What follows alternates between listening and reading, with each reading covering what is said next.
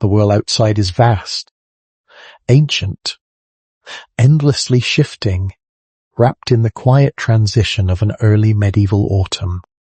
Across the rolling hills and dense, silent forests of 10th century Saxon, a soft, silver fog begins its slow descent, draping the landscape in a blanket of profound stillness.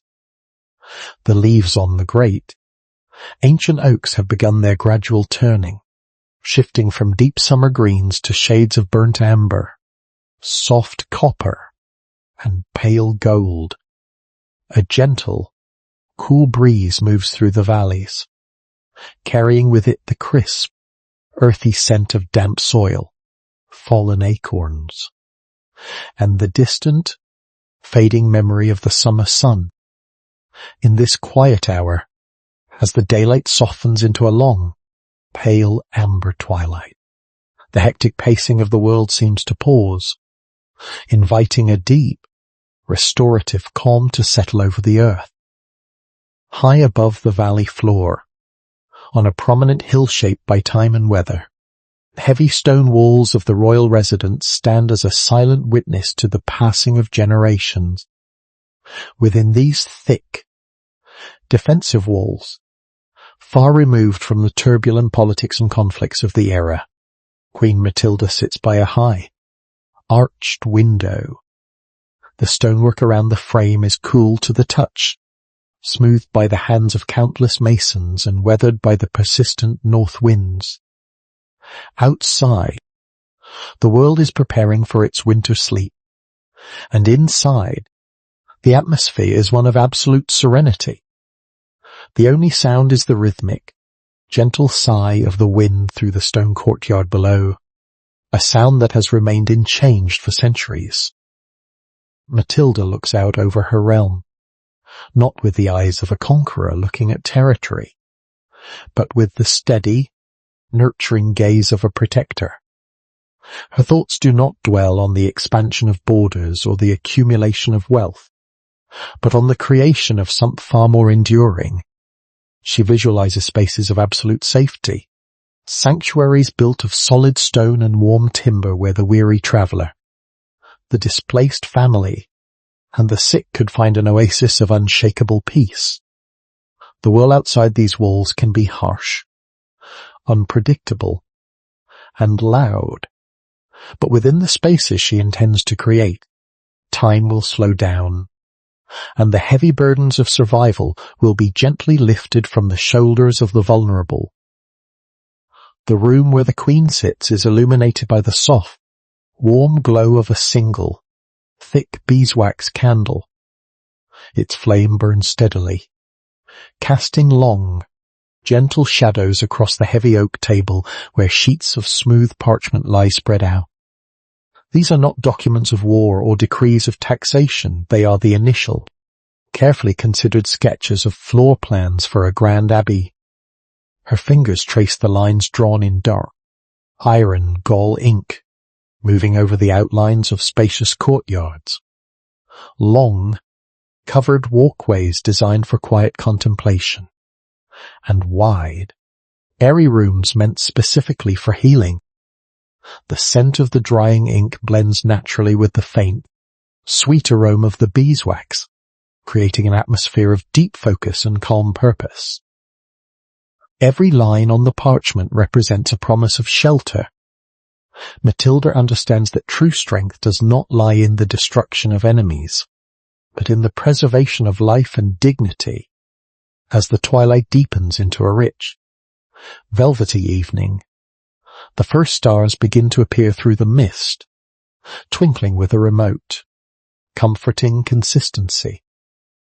The rhythm of the changing seasons reminds her that all things have a natural cycle, and that out of the cold, hard earth of winter, new life will inevitably merge.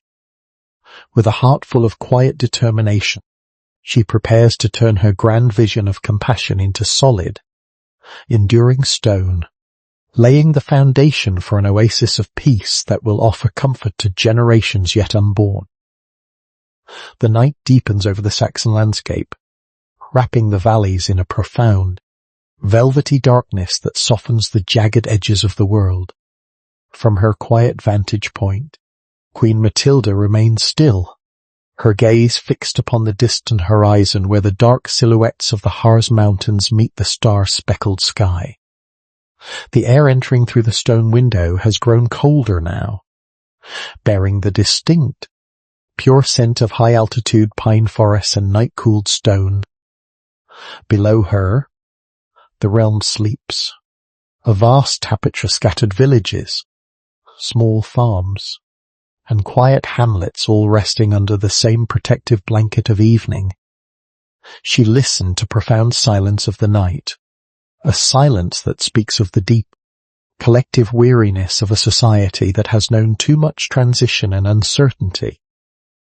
In her quiet contemplation, the Queen recognized that the human spirit, much like the soil, requires periods of deep, undisturbed rest to heal and regenerate.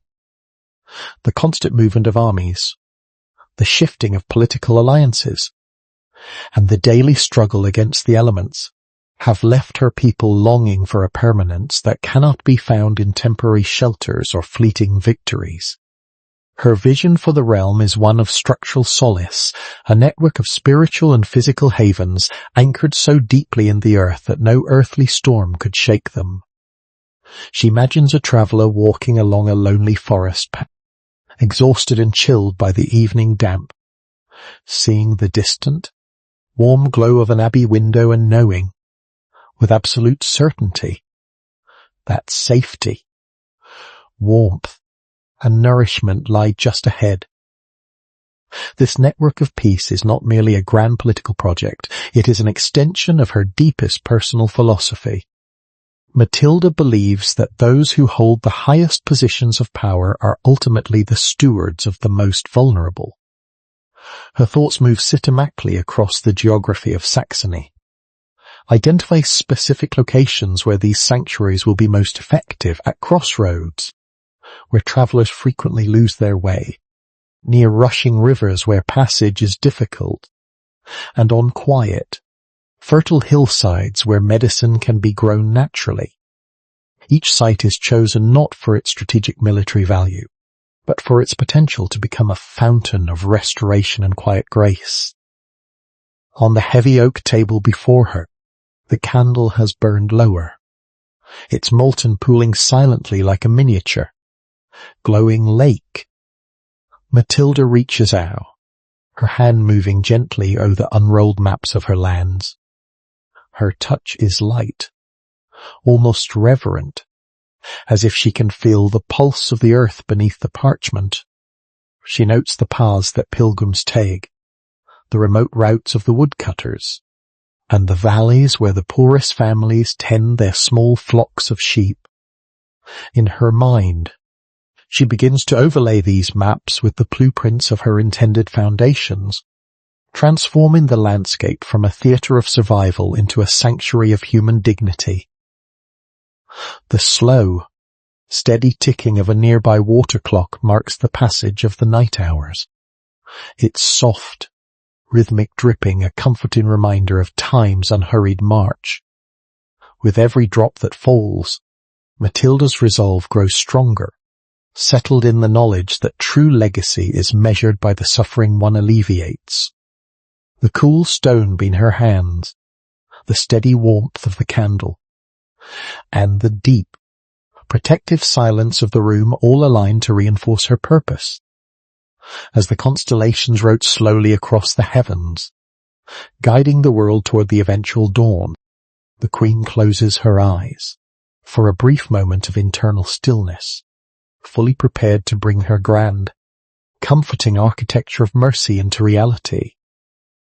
With the arrival of the first pale light of dawn, the grand architectural planning for Quedlinburg Abbey begins in earnest. The morning sun pierces through the lingering autumn mist, casting long, soft beams of gold across the great hall where Queen Matilda has assembled the master builders, stonemasons, and scholars of the realm. On the long wooden tables, massive rolls of thick parchment are unfurled, held down at the corners by heavy iron weights and smooth river stones. The air in the room is cool and clear, smelling faintly of old ink, dried lavender, and the fresh morn air blowing in from the hills. There is no rush in this space. Every movement is deliberate, every word spoken in a low, respectful cadence that honors the profound nature of the work ahead. Matilda stands over the master plans, her voice calm and steady as she guides the minds of the builders. She makes it explicit clear that Quedlinburg is not to be designed as a traditional fortress of war. There will be no jagged crenellations, no narrow arrow slits meant for defense, and no aggressive defensive structures. Instead, this abbey is to be an impregnable fortress of absolute peace and human dignity. The walls are to be built exceptionally thick and high. Yes, but their sole purpose is to insulate the interior from the noise, chaos, and unpredictability of the outside world.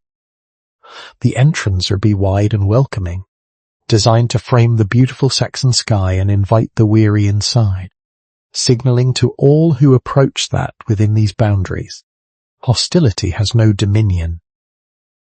The master mason traces the outline of the grand central courtyard with a charcoal stylus, his movements slow and practiced.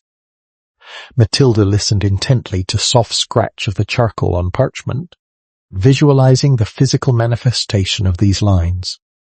She insists on the inclusion of wide, coverlisters, long walkways lined with elegant, rounded stone arches where people can walk in quiet contemplation even during the heaviest rainstorms.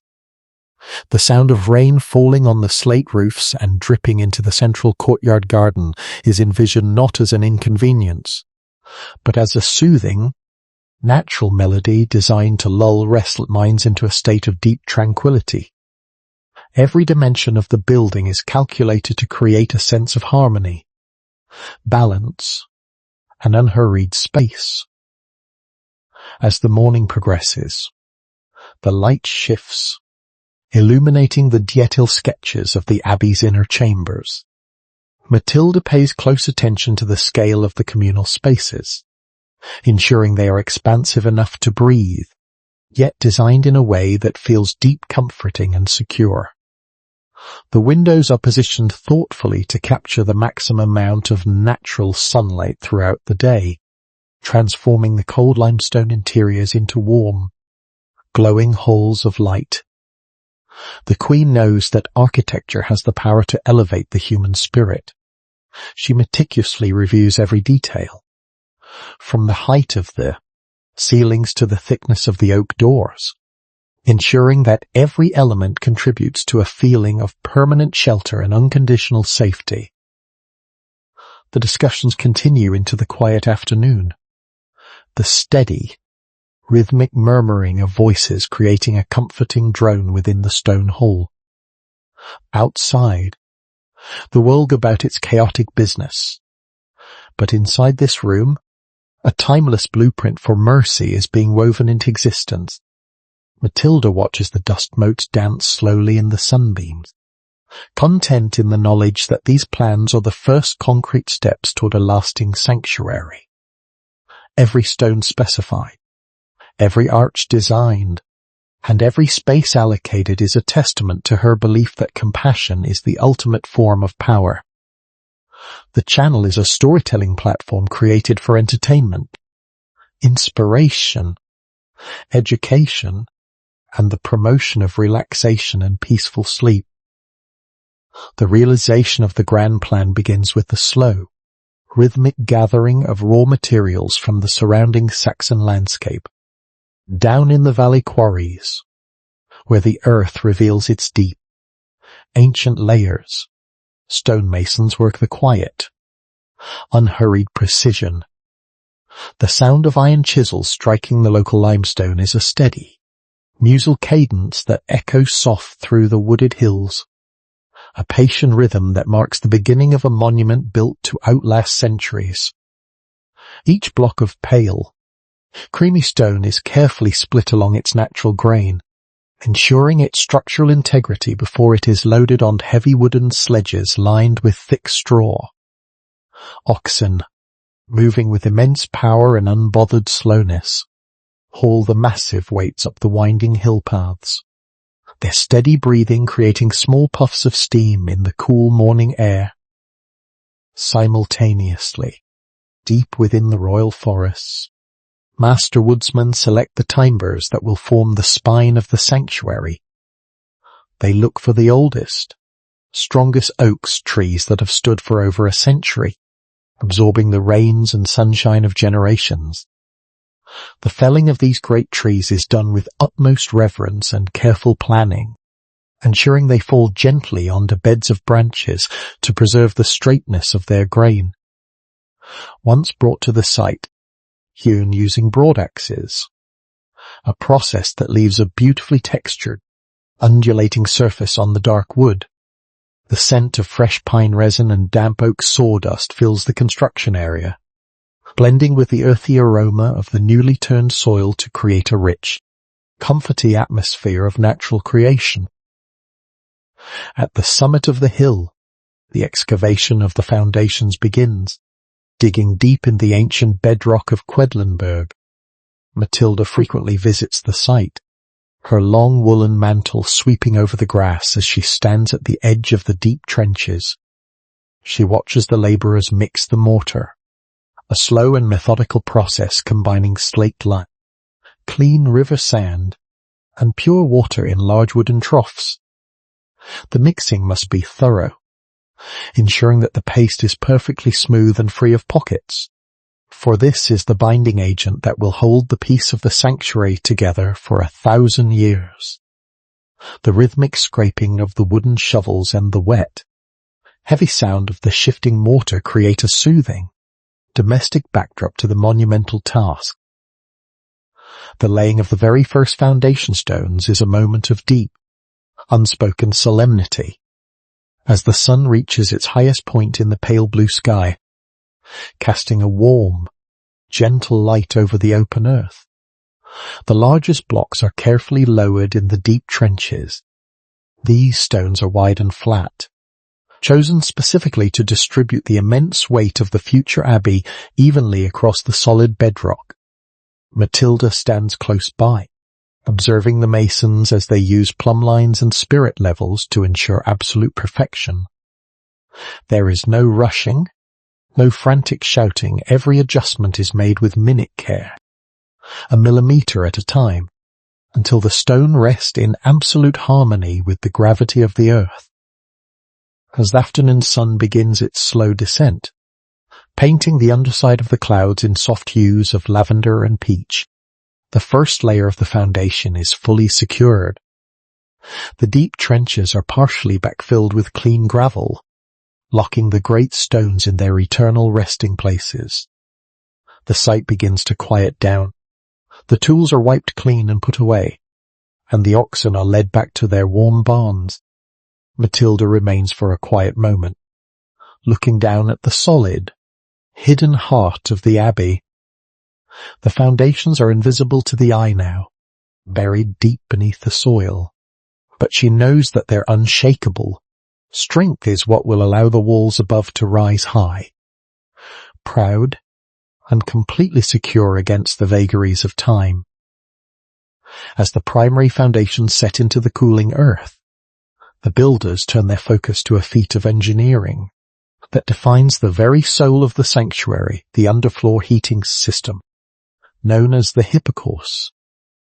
This is not merely a method of temperature control, it is the physical manifestation of Matilda's desire to cradle the vulnerable in constant, gentle warmth.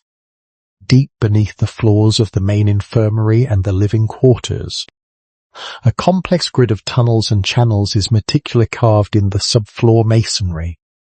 The air in this subterranean space is cool and damp, yet it feels purposeful, echoing with the soft, deliberate footsteps of the engineers who measure the precise angles required for the heat to flow and circulate without obstruction.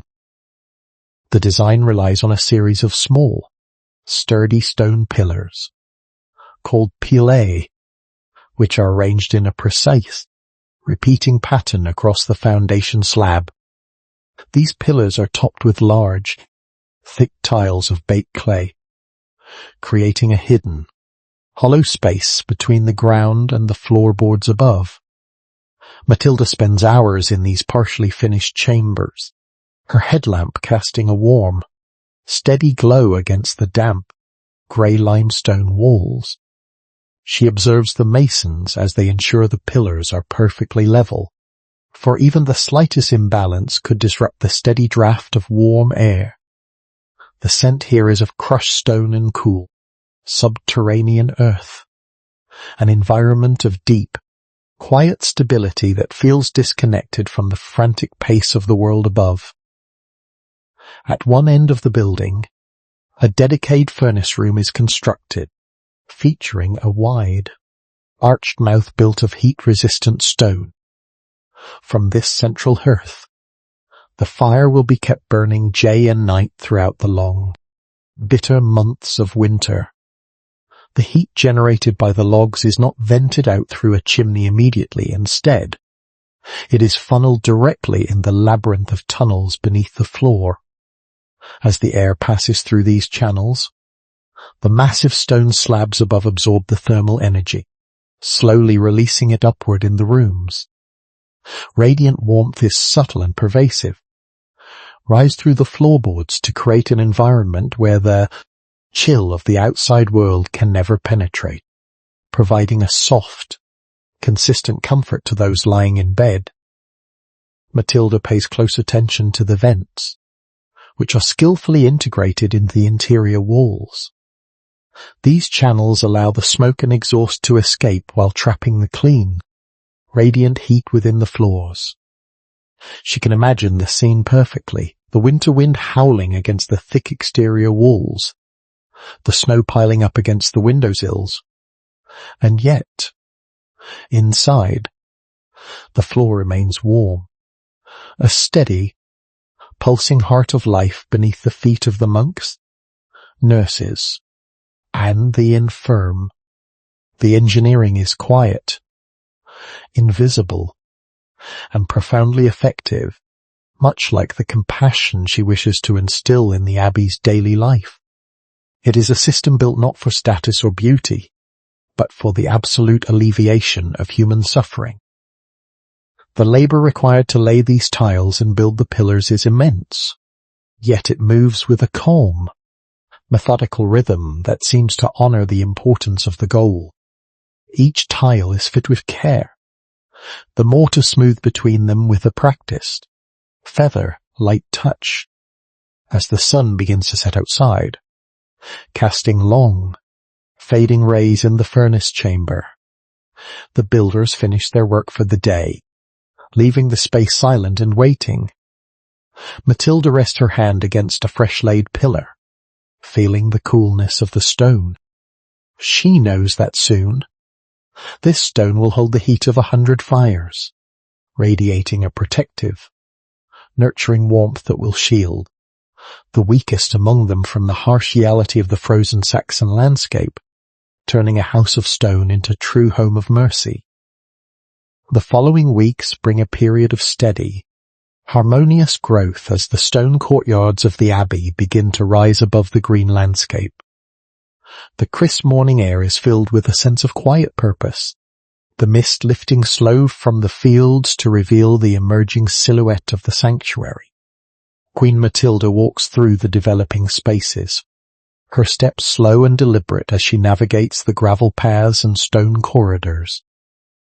The atmosphere is alive with a soothing, industrious hum, a comforting cadence born from the focused labour of master craftsmen, the sharp clink of iron chisels, the soft, rhythmic scraping of wooden trowels, and the low, muttered instructions of the masons blend into peaceful symphony that speaks of creation rather than conflict. As the Queen moves through the central courtyard, she stops to admire the smooth, clean lines of the rising cloister walls. The stone used here has a pale, cream-coloured hue that seems to absorb the morning sunlight, radiating a soft warmth even on the coolest days.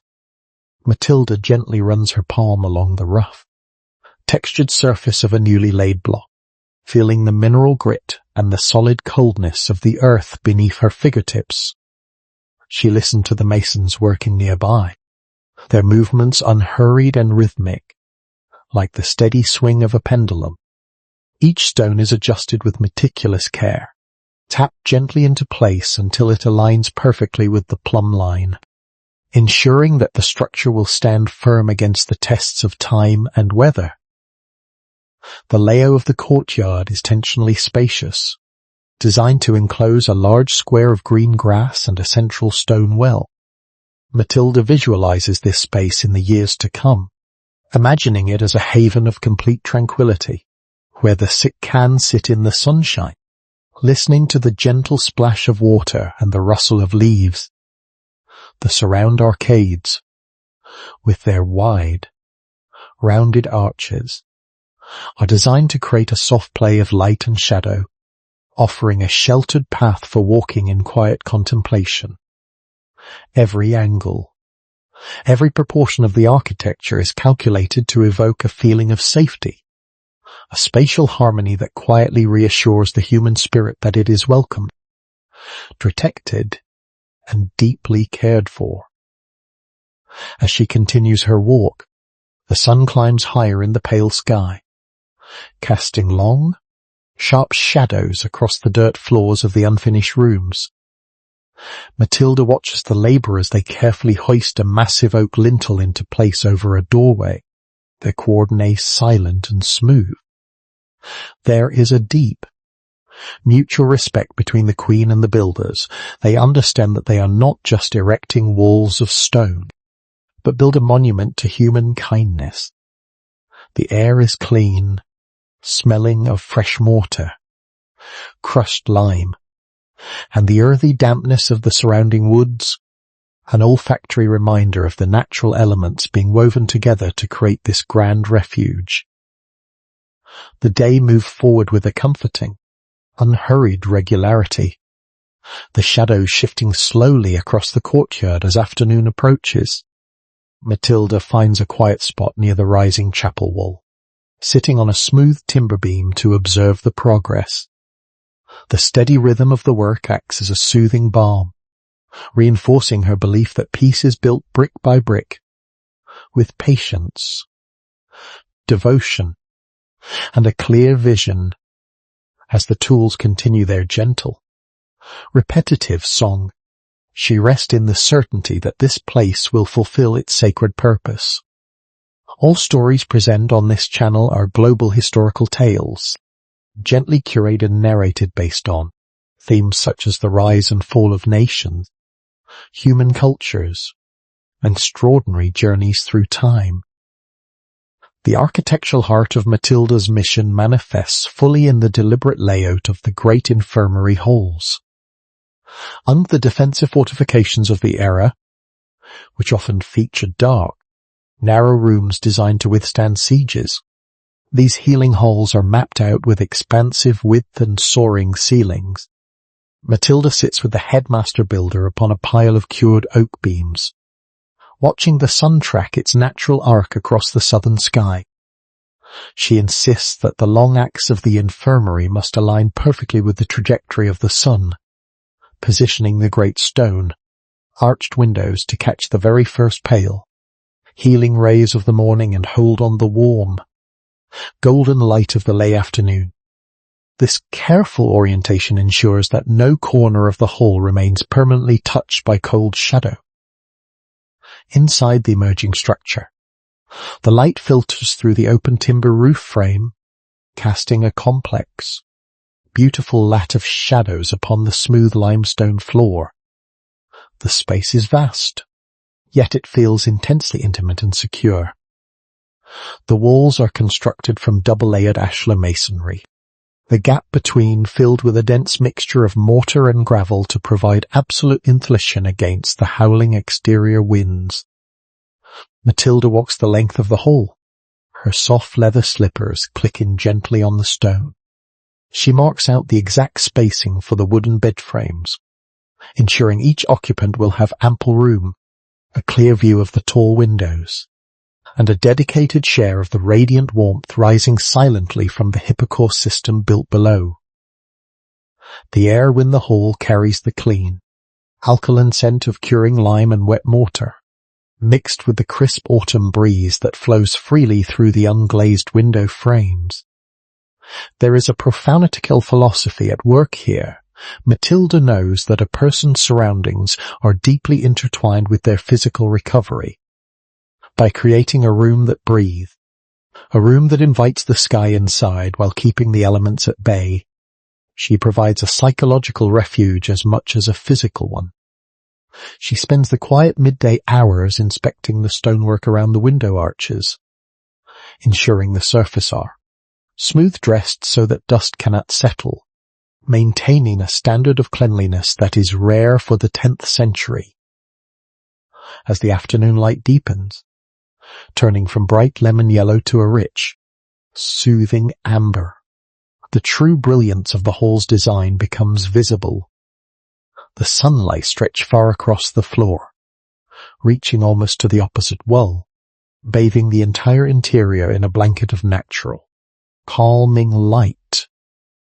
The nurses and caretakers who will soon inhabit this space will be able to perform their duties without straining their eyes, and the patients will be able to watch the steady, comforting movement of clouds and birds across the Saxon sky.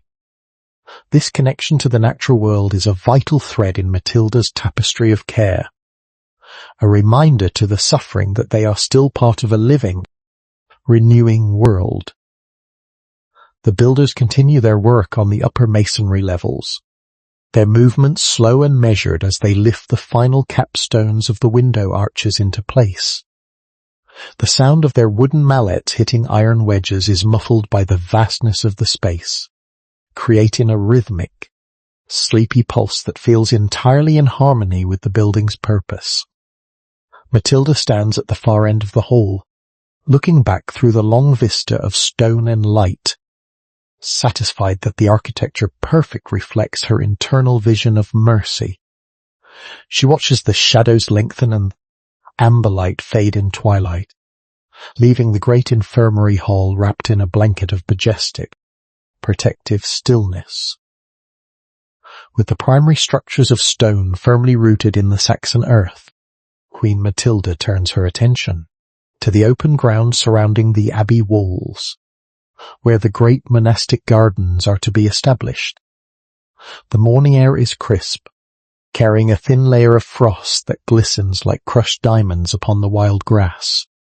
Labourers arrive with heavy wooden ploughs, iron-tipped spades, and woven willow baskets, ready to transform the untamed hillside into living sanctuary of botanical restoration.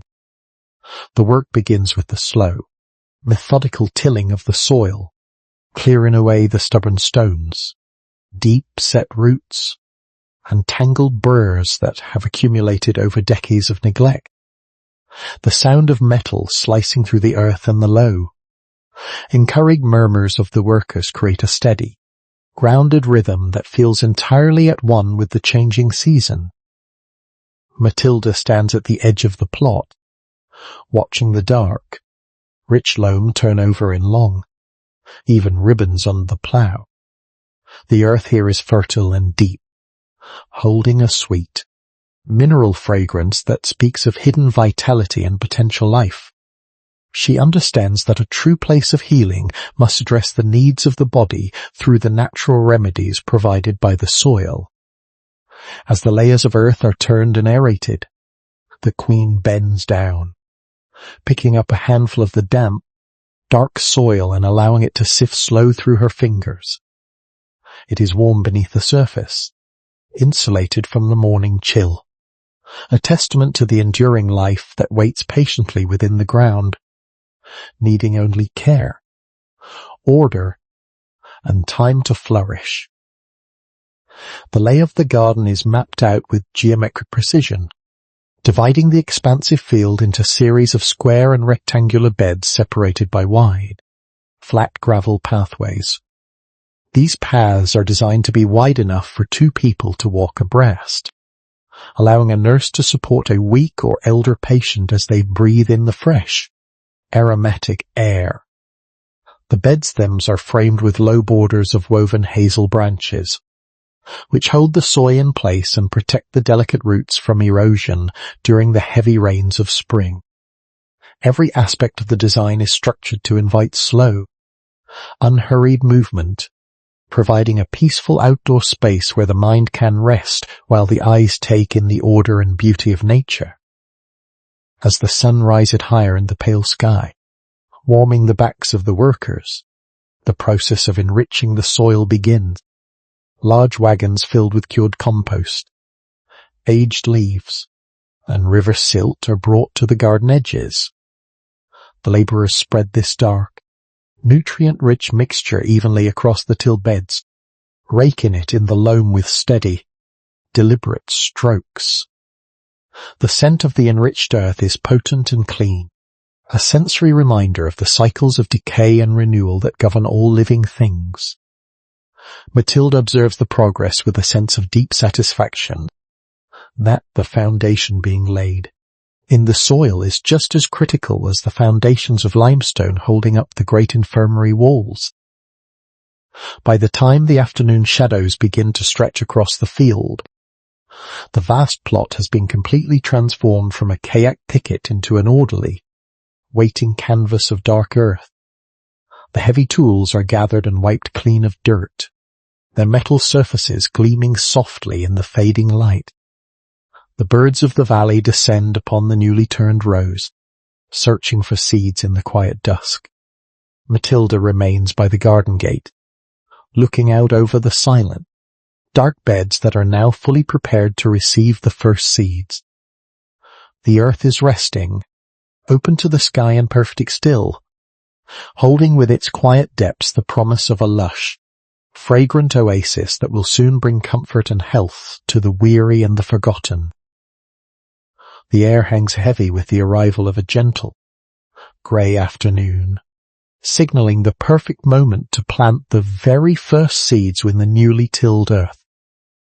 A soft, seasonal rain begins to fall across Saxony, its patter against the stones of the rising abbey a steady, rhythmic whisper that feels like a lullaby for the landscape.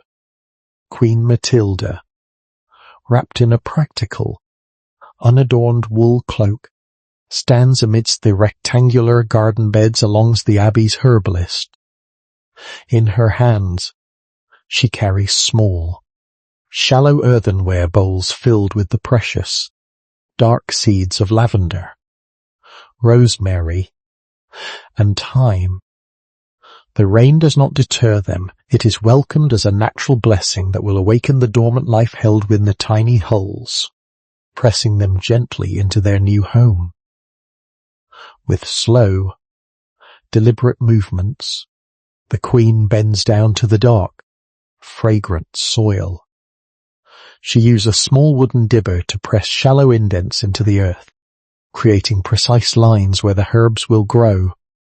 The earthy aroma of the damp loam rises instant to meet her, a rich and grounding scent that blends beautifully with the crispness of the rain-washed air. She places the tiny lavender seeds in the soil one by one, covering them with a light feather touch of earth.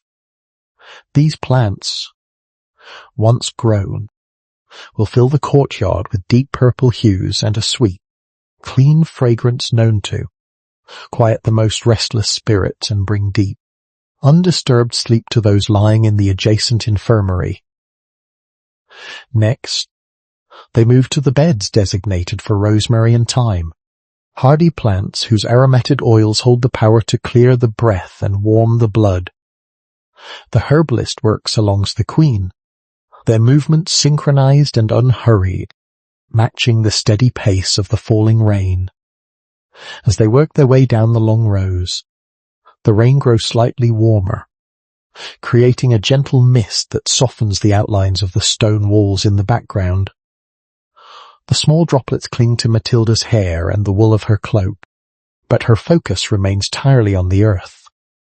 Beneath her fingers, treating each seed as a critical component of her grand tapestry of sanctuary and care. There a profound, meditative silence in the garden, broken only by the continuous, soft rustle of the rain through the nearby trees and the squelch of the damp gravel underfoot. Matilda reflects on the nature of these herbs, how they require time, patience, and a stable environment to thrive, much like the humans who will eventually seek shelter within these walls. By planting these remedies with her own hand, she infused the ground with her personal devotion, ensuring that the garden is not merely an appendage to the abbey, but a living, breathing extension of her own protective heart. As the daylight begins to fade into soft, monochromatic twilight, the last row of time is safely tucked in the dark earth. The Queen stands and looks back over the expansive, orderly plot. To an outside observer, the beds appear empty, a series of dark, wet mounds under the autumn sky. But Matilda sees the future, a lush, vibrant sea of green, purple, and silver leaves dancing in the breeze, waiting to be harvested, dried, and used to heal. With a heart full of quiet satisfaction, she clears her tools and steps beneath the shelter of the stone arcade, leaving the seeds to sleep securely in the warm, nurturing embrace of the Saxon earth. The passing of time brings a slow, silent transformation to the monastic grounds, as the initial seeds give way to the careful cultivation of chamomile and lemon balm. These two gentle plants are designated for a sprawling, sun-drenched section of the upper terrace, situated where the air remains still and protect from harsh northern draughts. Queen Matilda monitors this delicate area with absolute consistency, visiting the greening rows during the quiet hours of mid-morning when the dew has just begun to lift from the earth. The growth here is unhurried, a quiet and private miracle occurring just millimetre by millimetre beneath the watchful gaze of the abbey caretakers. The chamomile beds are a study in delicate beauty, characterized by fine, feathery green foliage that spreads across the soil like a soft, living carpet. Matilda kneels on a woven straw mat beside the rows, her hands moving carefully among the shoots to clear away any invasive weeds that might choke the young plants. The scent of crushed chamomile leaves rises faintly into the morning air, a light, sweet aroma reminiscent of green apples and wild honey. This herb is highly prized by the Queen for its gentle, restorative properties. Its small, daisy-like blossoms will eventually be collected and dried, destined to be steeped into golden teas that calm feverish minds, soothe the troubled stomachs, and ease the restless spirits of those unable to find comfort in the night. Adjacent to the chamomile, the lemon balm thrives. Its broad, bright green leaves crinkled with deep veins that catch the soft morning light. Whenever Matilda brushes past these robust plants, the air is instantly filled with a sharp, clean burst of citrus fragrance that acts as an immediate balm to the senses. The cultivation of lemon balm requires a deep understanding of moisture and shade, and the Queen ensures that a low stone well provides just enough afternoon respite from the heat to keep the leaves from scorching. This herb is the cornerstone of the abbey's comforting elixirs, known throughout the region for its profound ability to banish melancholy, reduce anxieties, and lift the heavy clouds of sorrow from the hearts of the weary.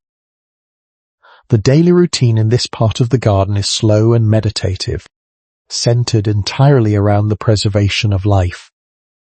Water is brought from the central courtyard well in large wooden buckets and distributed using shallow clay dishes, allowing the moisture to sink deeply in the roots without disturbing the delicate surface soil. There is no urgency in the work. The caretakers move down the rows with a practiced, rhythmic slowness that reflects the natural pacing of the plants themselves.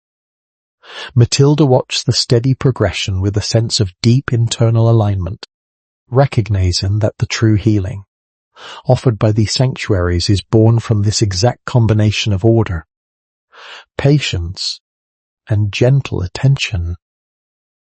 As the afternoon sun begins its gradual descent, casting long, elegant shadows of the garden walls across the vibrant green beds, the fragrance of the herbs grows heavier and more pronounced. The entire terrace becomes wrapped in an atmosphere of ultimate serenity, an olfactory preview of the profound healing that will soon be dispensed with the abbey walls. Matilda stands at the edge of the terrace, looking down at the delicate leaves that have risen so quietly from the dark earth. In their silent, steady growth, she finds a beautiful reflection of her own mission, a quiet, enduring force of comfort and renewal that functions steadily, without fanfare, to soften the harshness of the medieval world. Deep within the stone-walled dispensary of the abbey, where the air is consistently cool and redolent with the complex scents of dried roots and hanging flora, Queen Matilda delves in the profound lore of medieval botanical remedy. This room is a sanctuary of knowledge, its walls lined with sturdy oak shelves that hold dozens of smooth earthenware jars, glass vials, and heavy stone mortars. The light enters through a single north-facing window, casting a soft, even illumination that preserves the potencies of the herbs from the degrading effects of direct sunlight. Here, time is measured not by the sun, but by the slow maceration of oils and the steady reduction of healing infusions over small, carefully tended charcoal brazier. Matilda works alongside the senior apothecary, her movements slow and reverent as she prepares a classic willow bark infusion. The bark, harvested carefully from the ancient white willows that grow along the banks of the rushing Boda River, is first dried until it is brittle, then crushed into fine, fibrous powder. Use a heavy granite pestle. The rhythmic, scraping sound of the stone against stone is a comforting, hypnotic drone that fills the quiet room. When steeped in boiling well water, this bitter bark relieves its natural properties, creating a pale amber tea that possesses an unparalleled ability to cool the flushed skin of those suffering from deep fevers and to soothe the aching joints of the elder during the damp seasonal transition. In another corner of the dark wood workstation, the preparation of a comforting elderberry syrup takes place, a vital remedy for the coming winter months. Rich, dark purple elderberries, gathered from the heavy clusters that line the forest edges, are gently simmered in large copper cauldrons with pure forest honey and a few crushed cloves. Matilda stirs the mixture with a long ashwood paddle, her strokes rhythmic and deliberate, ensuring the thick liquid does not scorch against the hot metal. The steam rising from the pot is thick, sweet, and deeply fragrant, filling the dispensary with a comforting aroma that feels like a physical shield against the cold. This syrup, dark as twilight, stored in sealed stone jugs, ready to be dispensed by the spoonful to ease stubborn coughs and bring warmth back to chilled chests. The lore of these remedies is rooted in a deep understanding of the natural world, a belief that the earth provides a specific cure for every ailment if one only has the patience to seek it out. Matilda meticulously records these recipes in a heavy leather-bound ledger, her quill scratching softly against the thick parchment pages.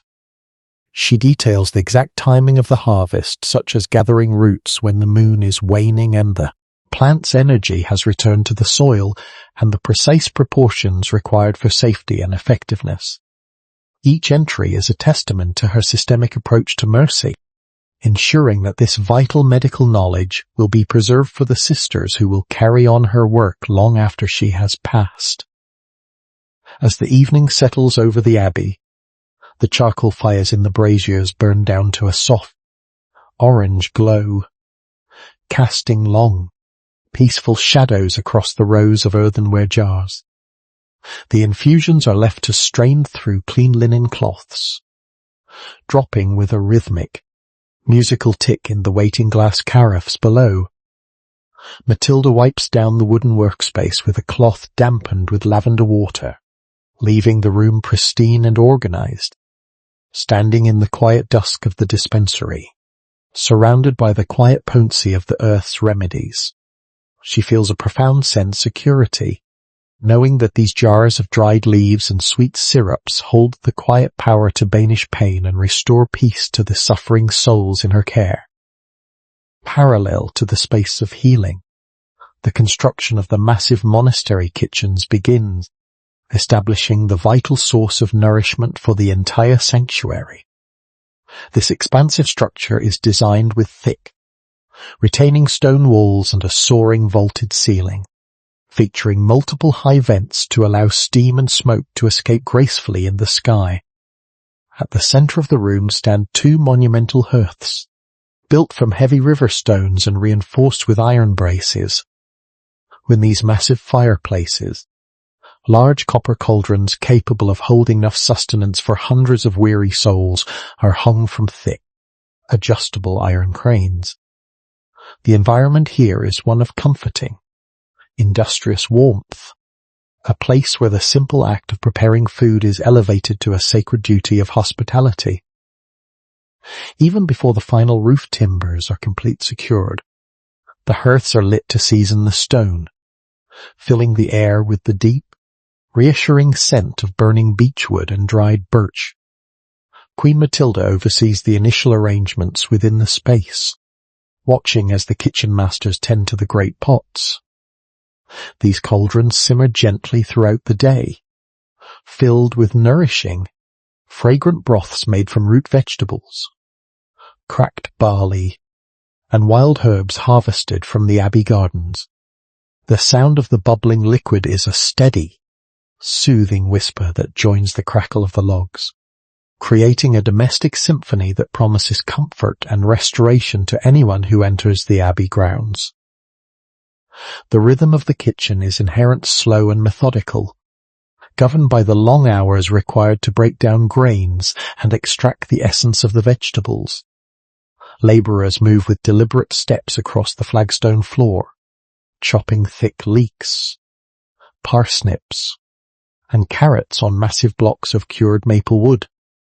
Every movement is unhurried, reflecting the understanding that true nourishment cannot be rushed. Matilda steps forward to stir one of the large cauldrons with a long-handled ash paddle, her movements rhythmic and smooth. The rising steam warms her face, carrying the rich, savoury aroma of thyme, leeks, and simmering grains, and scent that signals life, safety, and absolute abundance. As the afternoon sun filters through the high, arched windows, it illuminates the rows of polished copper pans and long wooden tables that line the walls. The kitchen is designed to operate like a clock, with separate areas dedicated to bread baking, vegetable preparation, and the storage of fresh water brought daily from the deep well. This structural order ensures that even during times of great hardship or sudden influxes of travellers, the preparation of food remains an unshakable, peaceful routine. The Queen visualizes the future of this room, filled with the soft clatter of wooden bowls and the quiet murmuring of grateful guests find their strength restored by the simple grace of a hot meal. If these peaceful historical journeys bring comfort to your evening, please consider supporting our Sanctuary of Stories by subscribing, liking, and sharing this narrative with others who seek rest. As twilight falls, the fires are gently banked with ash to preserve the hot coals for the following morning, casting a warm, dim red glow across the spacious room. The great cauldrons continue to radiate a soft, residual heat, keeping the kitchen comfortable long after the sun has set.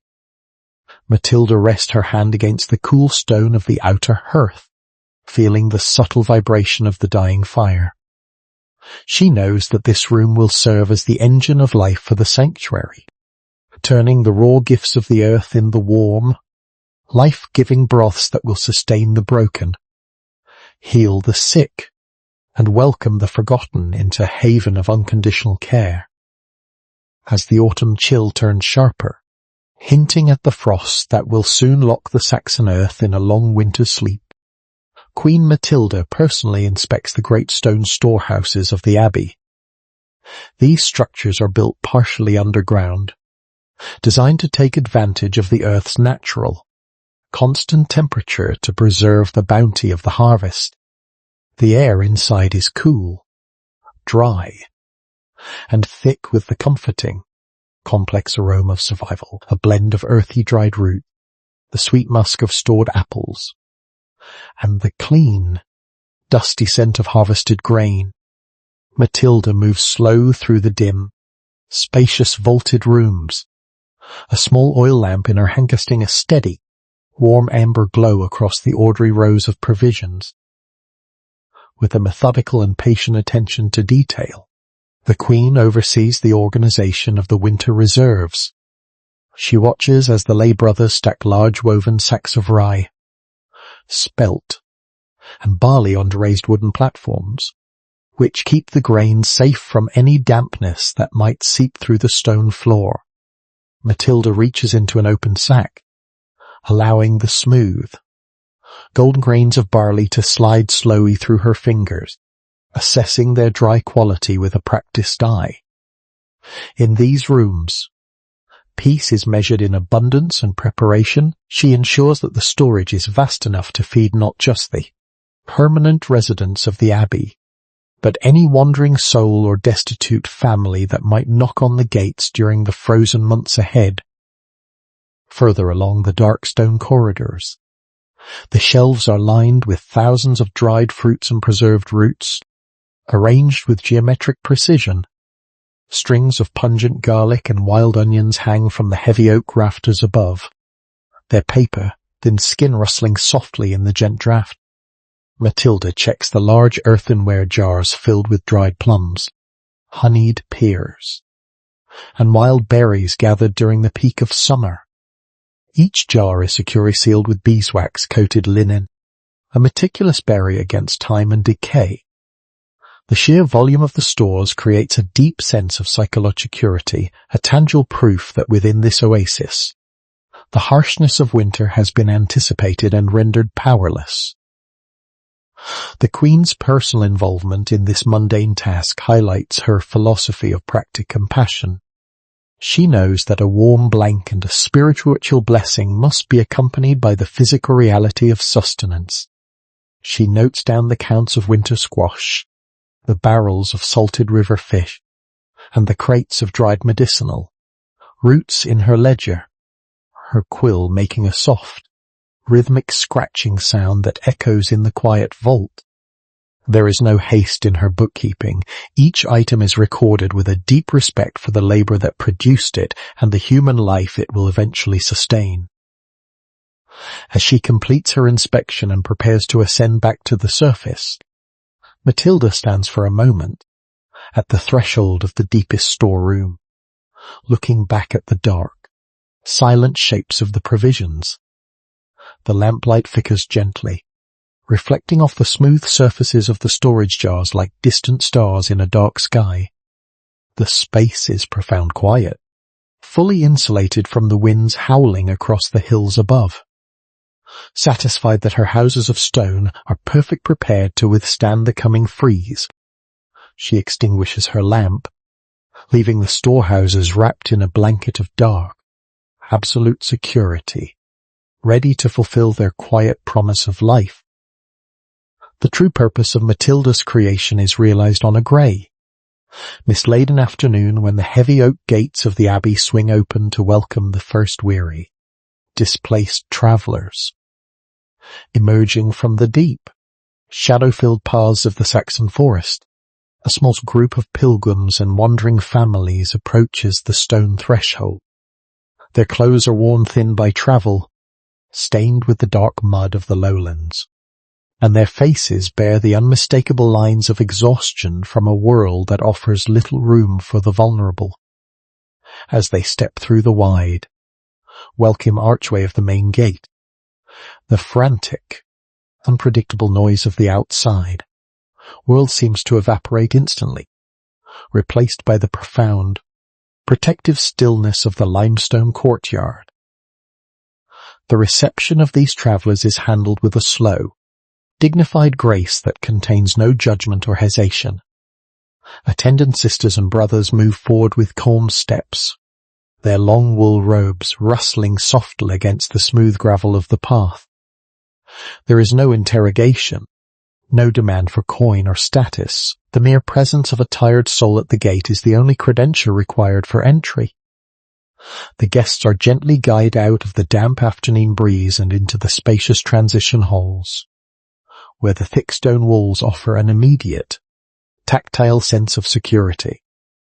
The scent of the courtyard, a soothing blend of clean rain, damp earth, and the distant, warm aroma of simmering broth from the kitchens washes over them like a silent promise of restoration. Matilda observed the arrival from the edge of the cloister arcade, her presence a quiet, stabilizing anchor in the space. She watches as the children are handed small wooden cups of warm, honeyed goat's milk, and the elder are provided with sturdy ash wood walking sticks to help them navigate the transition to the indoor flooring. The traveller's initial posture of defensive caution begins to visibly soften, their shoulders dropping as they absorb the absolute predictability of their new surroundings. The abbey is not merely a roof over their heads, it is a meticulously constructed ecosystem of mercy where every pillar, every arch, and every flagstone has been placed to reassure the human spirit that it is safe. The guests are led down the wide corridors toward the secondary warming rooms, where the radiant heat from the hypocauste beneath the floors begins to warm their chilled feet through their worn leather shoes. The sensation of heat rising directly from the earth is an immediate comfort, a physical embrace that dispels the deep, lingering chill of the forest path. In this space, the passage of time slows down to a manageable, peaceful rhythm. The traveller invited to sit on long, smooth oak benches lined with soft wool blankets, their eyes reflecting the steady, golden light of the oil lamps that illuminate the stone niches. As the evening mist thickens outside, fully obscuring the forest and the distant hills, the heavy outer gates are closed and barred with a massive oak timber, sealing the sanctuary for the night. Inside, the atmosphere is one of complete, unshakable security. The soft, rhythmic murmuring of the travellers sharing quiet conversation blends harmoniously with the crackle of the distant hearths. Matilda steps into the hall, offering a silent nod of welcome to the families resting there. Surrounded by the walls she fought to build, the first weary souls have found their haven, resting securely in the knowledge that for tonight, and for as long as they require, the harshness of the world cannot touch them. Within the warm, firelit sanctuary of the inner reception hall, a quiet, profound humbling ritual begins as the evening fully settles over the abbey. Queen Matilda, having laid aside her royal mantle and embroidered signet rings, prepares to personally welcome the most destitute of the newly arrived travellers. A heavy earthenware basin is filled with steaming water infused with dried lavender and chamomile blossoms from the abbey gardens, send in a gentle, aromatic cloud of steam into the crisp indoor air. The Queen kneels directly on the smooth, radiant stone floor, her movements unhurried and full of an innate, quiet dignity that completely reframes the traditional relationship between monarch and subject. One by one, the witcheries their takes on the low oak benches, their feet calloused, stained with the dark soil of the Saxon valleys. and bruised by the jagged rocks of the wilderness. Matilda reaches in the basin, her hands warm and steady, and gently lifts the tired limbs in the soothing water. The act is performed in absolute, respectful silence, broken only by the soft, rhythmic splashing of the water against the clay and the deep, contented sighs of those experiencing such unconditioned care for the very first time.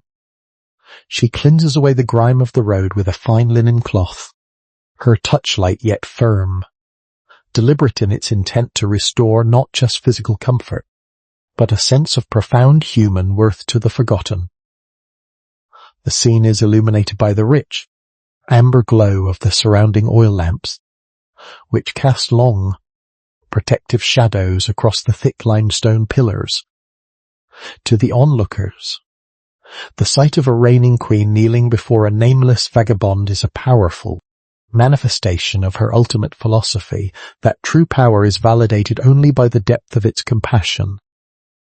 Matilda does not rush through the ritual. She spends time with each individual, ensuring the water remains warm and comforting, and carefully drying each foot with a soft, clean towel. The radiant heat rising from the hypocauste beneath the floor ensures that as they lift their feet from the water, they are immediately met with a lingering, protective warmth that prevents any return of the autumn chill. As the ritual progresses, the psycholetmosphere of the room undergoes a profound shift. The lingering tensions, fears, and defensive guards of the displaced travelers dissolve entirely in the predictable, gentle rhythm of the space. The simple, tactile experience of warm water, fragrant herbs, and the gentle touch of a protector serves as an invisible barrier, shutting out the memory of the harsh world outside the abbey gates. Matilda's hands, though accustomed to the management of state affairs, move with the effortless grace of a dedicated healer, demonstrate that within these stone walls, the only true hierarchy is one of service and mutual care. When the last traveller has been washed and comforted, Matilda stands slowly, her reflecting the deep, peaceful satisfaction of a purpose fully realized. The basin is carried away, and the floor is dried, leaving the air carrying the sweet, sleepy scent of lavender and clean wool. The guests are now ready to be led to their warm beds in the adjacent dormitories, their bodies relaxed and their spirits quietly anchored in a newfound sense of absolute security.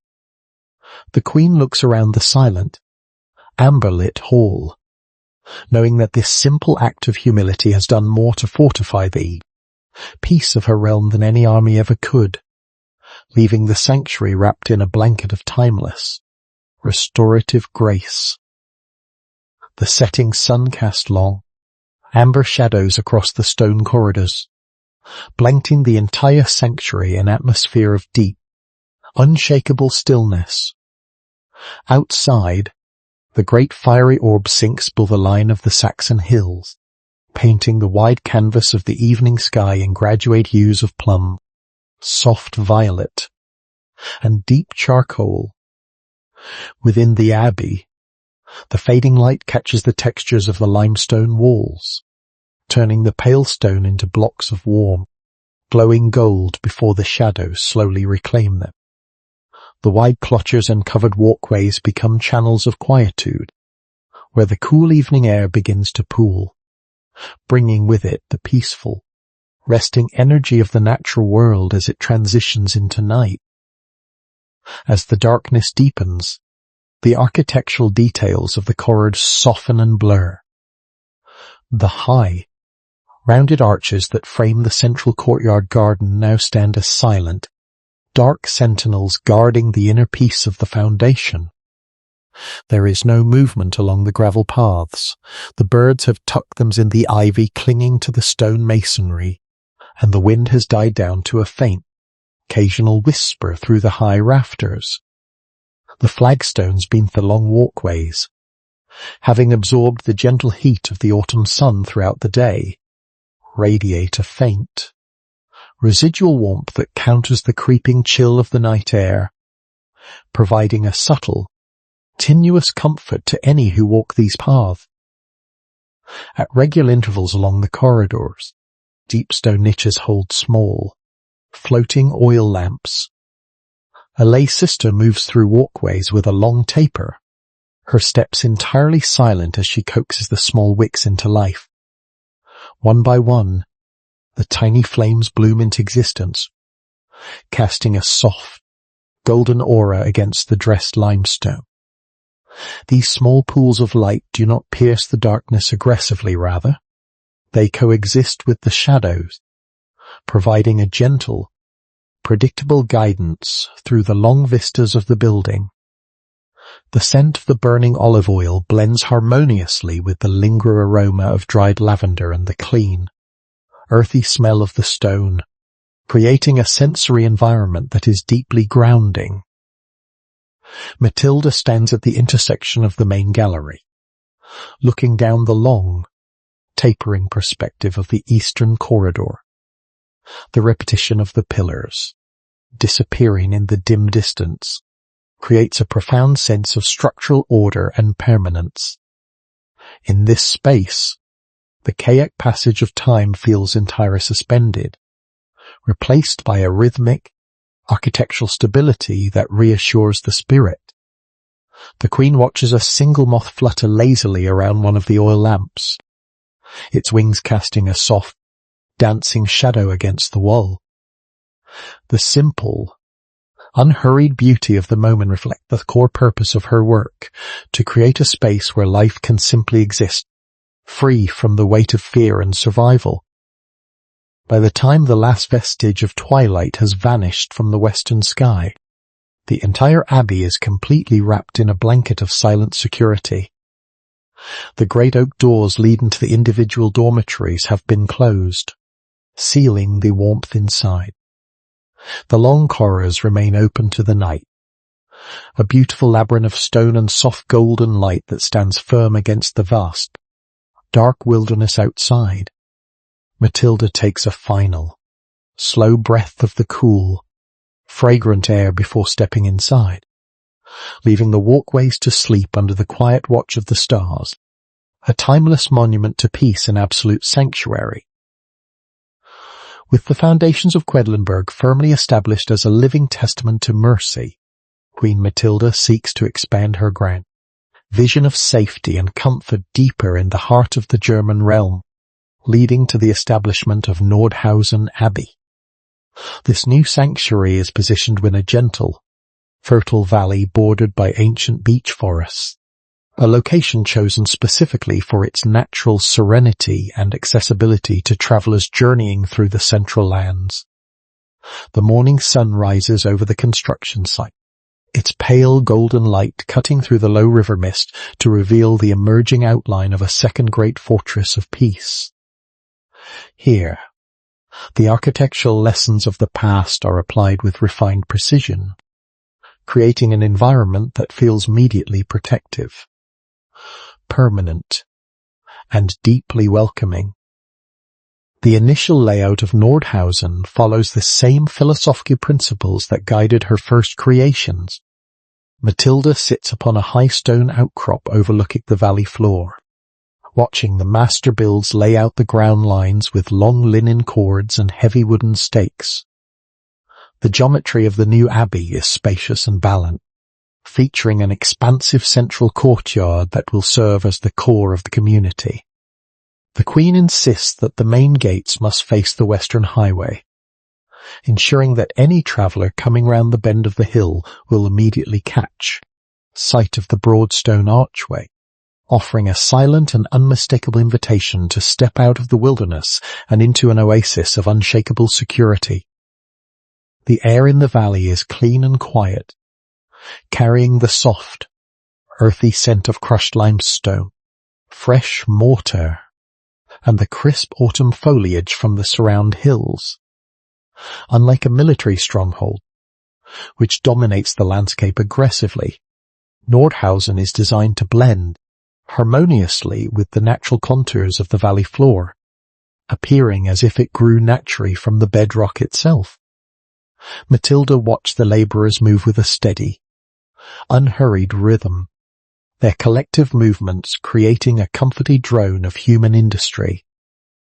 The soft, repetitive thud of wooden mallets against oak pins and the rhythmic scraping of shovels mixing lime mortar create a peaceful backdrop that contrasts deeply with the chaotic pacing of the outside world. Particular attention is paid to the integration of the regional water systems in the Abbey's core design. A clean, cold mountain stream is gently diverted through a series of limestone channels, flowing smooth beneath the outer walls to provide a tenuous supply of fresh water to the kitchens, the infirmary, and the inner gardens. The sound of this rushing water is a constant, gentle melody that echoes softly through the unfinished stone halls, a natural element that brings a continuous sense of life and purification to the space. Matilda inspects the masonry of these water channels personally, ensuring the joints are sealed perfectly with hydraulic lime to prevent any dampness from intruding into the surrounding living areas. As the afternoon light deepens into a rich, warm amber, casting the long shadows of the surrounding beech trees across the construction site, the first tier of the main cloister walls achieves completion. The pale, fine-grained stone blocks rest in perfect, level alignment, locked together by a bond of mortar that will endure for centuries. Matilda steps down from her vantage point to walk along the new defined perimeter, her heart filled with a quiet, expansive satisfaction. With the birth of Nordhausen, her network of solace grows stronger, ensuring that the light of compassion and the comfort of unconditioned shelter will shine brightly across a wider landscape, offering a reliable haven for the weary for generations to come. The construction of Nordhausen Abbey progresses with a deep, deliberate focus on the careful selection of building materials, ensuring the structure embodies both permanent shelter and absolute comfort. Queen Matilda works closely with the master of the works, systematically evaluating every load of stone and timber that enters the valley. For the exterior walls, she selects a dense, fine-grained grey shell, limestone quarried from the nearby river cliffs. A particular stone is chosen for its remarkable durability and its natural resistance to moisture, ensuring that the driving rains of autumn and the heavy snows of winter will never seep through to the interior living spaces. The walls are designed to be exceptionally thick, composed of two parallel faces of dressed stone with a dense core of packed gravel and lime mortar, creating an impenetrable layer of natural insulation. For the interior framing and structural support, the choice of timber is made with equal care and long-term foresight. Great logs of heartwood oak, sourced from the deepest, slowest-growing sections of the royal forest, are brought to the site on massive wooden wains. This ancient timber is dense, heavy, and naturally resistant to rot and boring insects, providing a rock-solid skeleton for the abbey's vast roofs and upper floors. Matilda watched the carpenters as they use heavy adzes to true the sides of the beam, leaving a beautiful, hand-carved texture that catches the light softly. The scent of the fresh-cut oak tannic, deep and redolent of the ancient woods, fills the construction site, mixing with the sharp, clean smell of wet lime to create an atmosphere of profound creation. Every window frame and doorway is reinforced with massive, single-piece stone lintels, carved carefully by the most experienced masons to distribute the weight of the walls evenly. Matilda spends her afternoons walking through the emerging spaces, her fingers tracing the sharp, clean lines of the joinery. She ensures that the windows are deeply recessed within the thick walls, a design choice that naturally shields the glass from the wind and creates deep interior sills that can hold small earthenware lamps or pots of healing herbs. The architectural rhythm of the building is slow, steady, and entirely predictable, offering a structural reassurance that matches the emotional peace she wishes to cultivate within these walls. The flooring of the main halls is laid with large, flat slabs of river stone, meticulously ground down until their surfaces are smooth and even underfoot. These dark stones are designed to work in tandem with the underlying hypocaust channels, acting as a massive thermal battery that absorbs the heat from the subterranean furnaces and radiates it gently upward throughout the day and night. Matilda tests the layout herself, walking across the unmortared stones to check for any unevenness or shifting. There is no tolerance for hurried work here. Every stone must be perfectly bedded, every timber exactly notched, creating a physical environment where everything is in its proper place and completely at rest. You find solace and relaxation in these historical tapestries of peace. Please take a moment to subscribe, like, and share this narrative with others who might welcome a gentle journey in the quiet past. As the late afternoon sun dips behind the western hills, casting long, geometric shadows of the rising pillars across the valley floor, the builders secure the final primary beams for the day.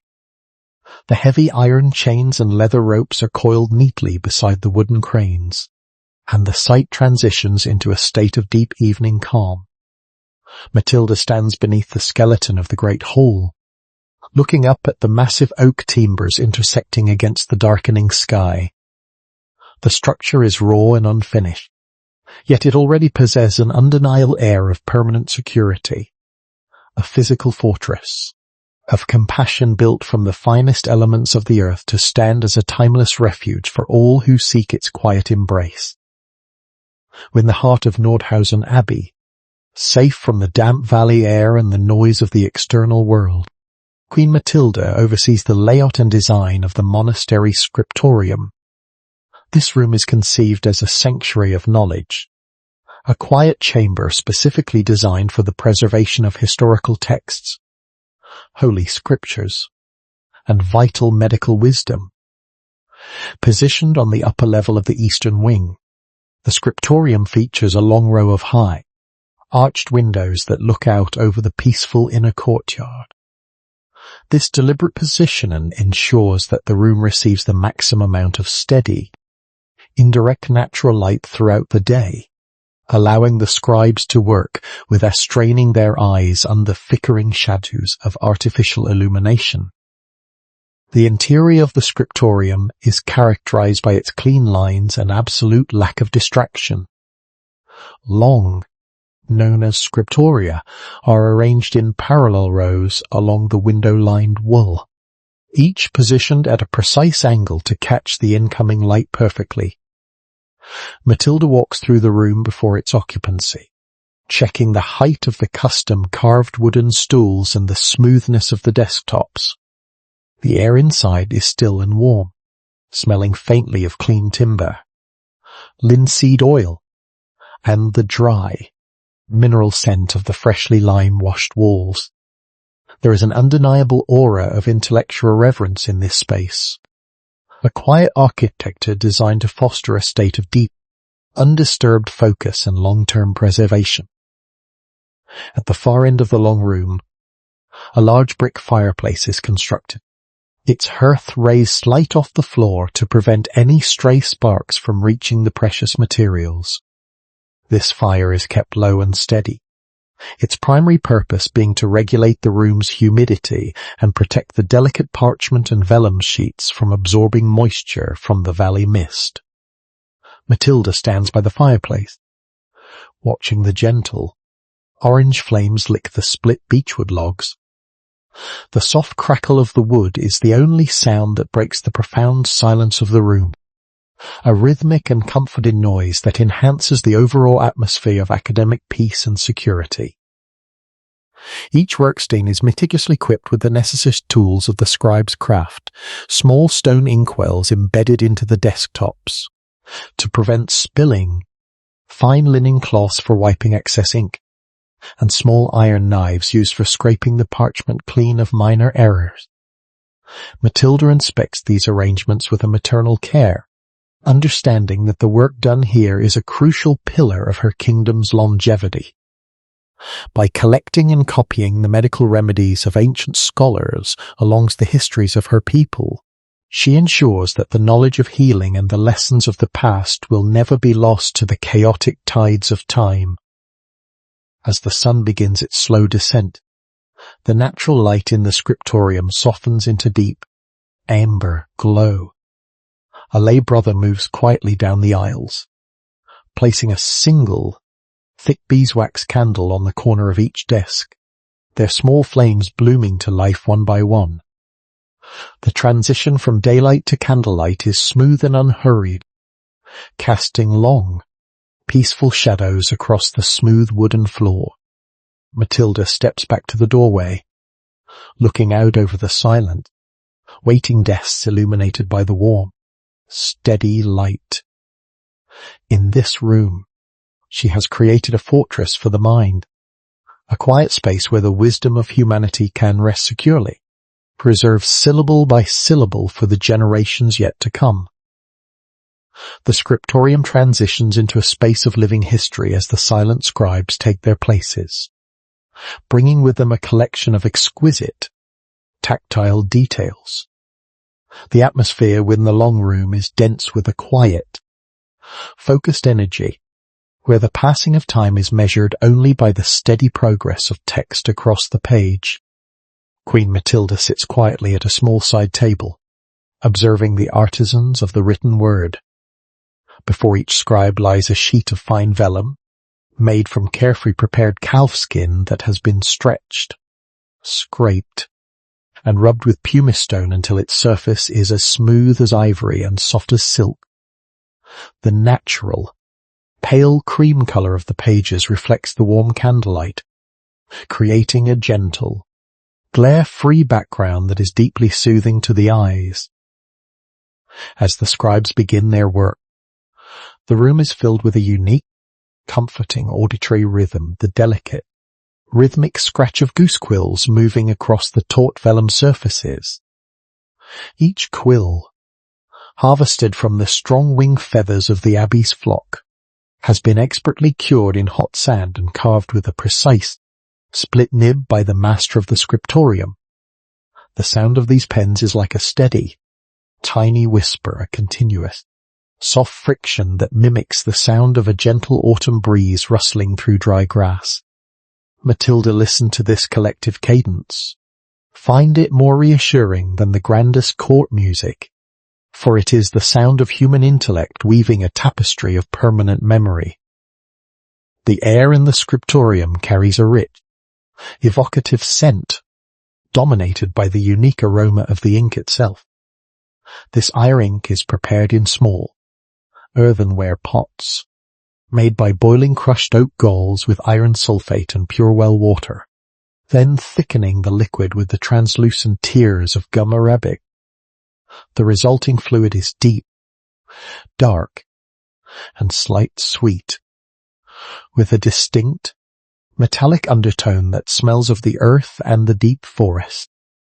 As it is pulled from the horn inkwells onto the vellum, the ink appears a rich, wet purple-black, drying slowly under the ambient warmth of the room into a deep, indelible charcoal black that sinks permanently in the fibers of the skin. Matilda watches a master scribe as he carefully copies a chapter from ancient Mediterranean text on botanical medicine. His movements are slow, deliberate, and entirely free of hesitation. After writing a few lines, he sets down his quill and blows gently across the wet script, his breath a soft, warm sigh that accelerates the drying process. The dark characters sit proudly on the page, surrounded by wide, clean margins of pristine cream vellum that give the text room to breathe. There is no rushing to finish the page. Each letter is formed with an unhurried devotion that treats every stroke of the pen as a quiet act of preservation and honor. By the time the night reaches its deepest point, Several pages have been beautifully filled with neat, uniform rows of script.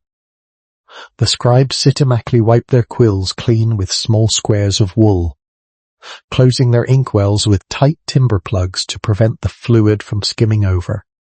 Matilda steps forward to examine the completed work, her hand hovering just above the dry ink, feeling the subtle, textured ridge where the ink has bonded with the vellum. The scriptorium is now perfect still, the candles burning low and steady in their brass holders. Wrapped in this environment of tactile perfection and quiet intellect, the Queen feels a profound sense of accomplishment, knowing that the wisdom of healing has been safely locked away within these beautiful, enduring pages. Winter arrives in its full, majestic splendor across the Saxon landscape, transforming the rolling hills and deep valleys into a silent kingdom of pristine white. A heavy, tenuous snowfall descends from the pale slate sky, large and fluffy flakes drifting lazily through the still air without the interruption of the wind. The jagged lines of the ancient oaks are softened under thick, pillowy drifts of snow, and the winding roads that once carried merchants and pilgrims are completely erased beneath the quiet, expanding blanket of frost. Outside the abbey walls, the world has entered a state of stasis, a frozen, monochromatic wilderness where rivers run slow beneath thick crusts of ice, and all of nature seems to hold its collective breath under the weight of the cold. Yet, within the thick limestone perimeter of the abbey, the atmosphere tells a completely different story of absolute safety and permanent warmth. Queen Matilda walks through the great inner corridors, her heavy winter mantle unfastened at the neck because the air inside is so thoroughly insulated and comfortable. The masterfully engineered Hipparcos system functions perfectly, its subterranean furnaces burning steadily day and night with seasoned logs of beech and ash. The radiant heat rises silently through the heavy stone floorboards, creating a pervasive, ambient warmth that wraps around the ankles and climbs gently upward, thoroughly dispelling any trace of the bitter winter chill before it can even cross the threshold. The contrast between the two worlds is visible at every high, arched window. Matilda paused along the cloister walkway, leaning her forearm against the deep stone sill to look out at the central courtyard. Outside, the snow piles up against the exterior masonry, creating soft, sloping dunes of white that reach toward the lower window edges. But inside, the glass remains perfect clear, free from the crystalline geometric ferns of frost that usually cloud winter panes. The air passing the long corridors is completely dry and warm, carrying the faint, comforting scent of clean wood ash, toasted grains from the nearby ovens, and the ever-present, grounding aroma of dried lavender. In the grand infirmary hall, the vulnerable, the elderly, and the travelling guests rest in an environment of total security. Their wooden bed frames, positioned thoughtfully over the primary heat channels, are swathed in heavy wool blankets that have been warmed by the hearth fires. There is no shivering here, no huddling against drafty corners. The soaring ceilings allow the warm air to circulate smoothly, maintaining a constant, predictable temperature that mimics the gentle climate of a permanent spring.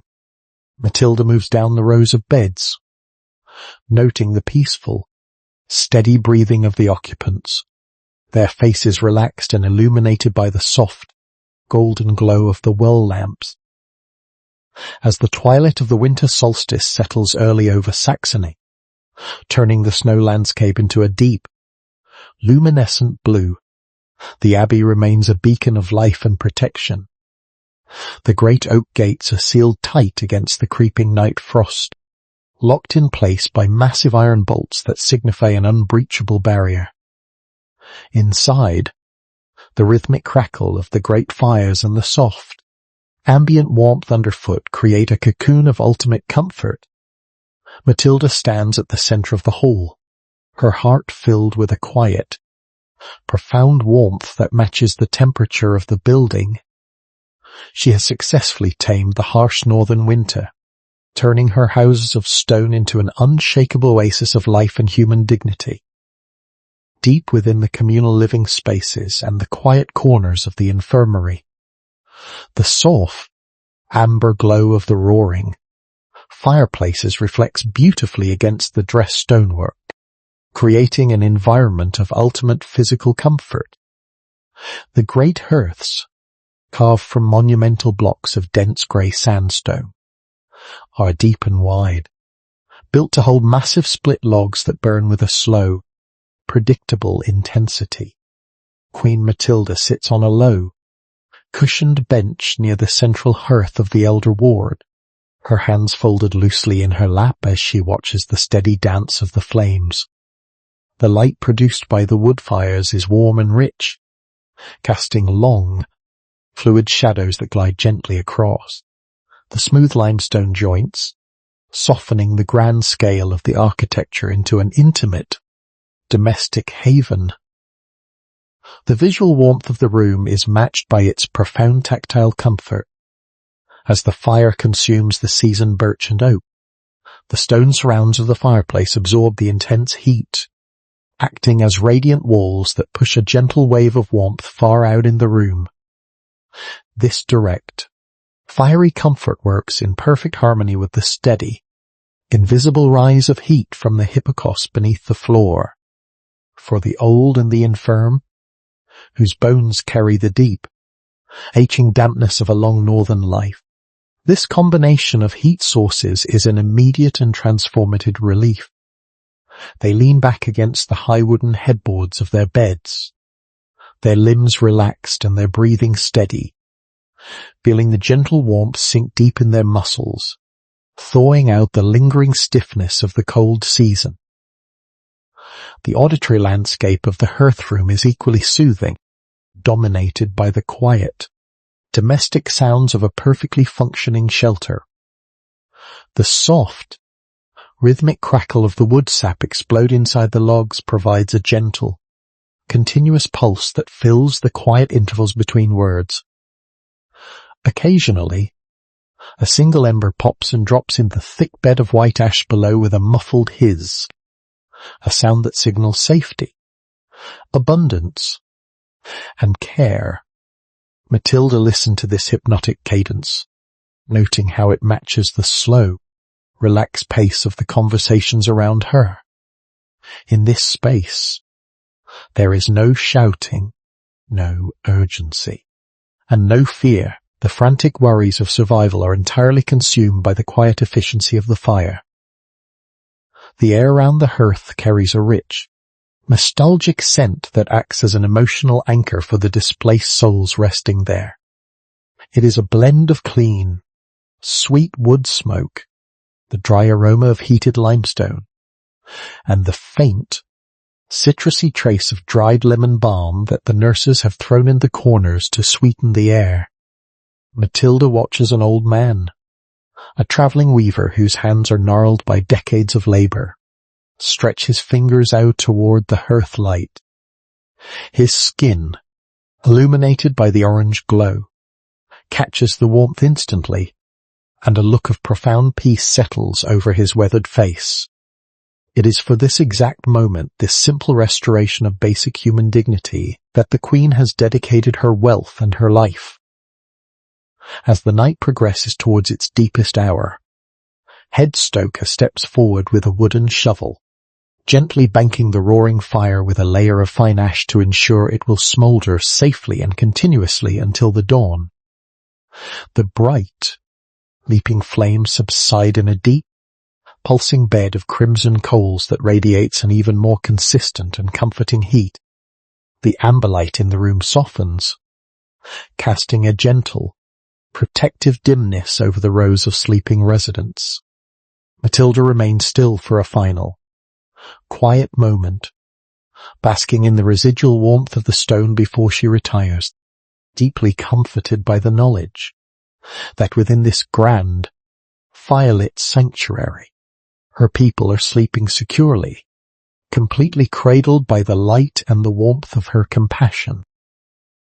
When the mint bells have ceased their slow, echoing chime across the snow-covered valleys of Saxony, Queen Matilda embarks on her solitary, peaceful nighttime walks through the great infirmary halls.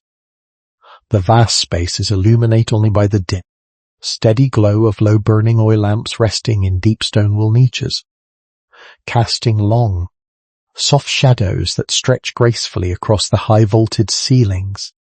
The air inside is remarkably stable, kept warm by the hidden hypocaust channels below the flagstones, creating a pocket of perpetual comfort that stands firm against the freezing dark outside. Carrying a small brass lantern that she blankets with her hand to soften its beam, the Queen moves down the long aisles with steps that are entirely silent, her soft leather slippers gliding over the smooth limestone floor. With a mother's watchful eye and a ruler's profound sense of stewardship, Matilda gently checks on each person resting within her care. She stopped beside the wooden bed frame of an elder woman who had arrived at the gates with a severe winter cough. Matilda bends down slowly, her movements unhurried, to adjust the heavy wool blanket, pulling it gently over the woman's shoulders to secure the rising warmth. She stays for a quiet moment, listening to the woman's breathing, which has transformed from the ragged, laboured gasps of the previous day into a steady, peaceful rise and fall. The sweet, sleepy aroma of chamomile and dried hungcheng hangs faintly in the air round the bed, a lingering testament to the healing teas administered before twilight. Further down the hall, the Queen pauses by a family of displaced travellers sleeping side by side. The children are tucked in deeply, their faces relaxed and flushed with the comforting radiant heat rising from the floorboards.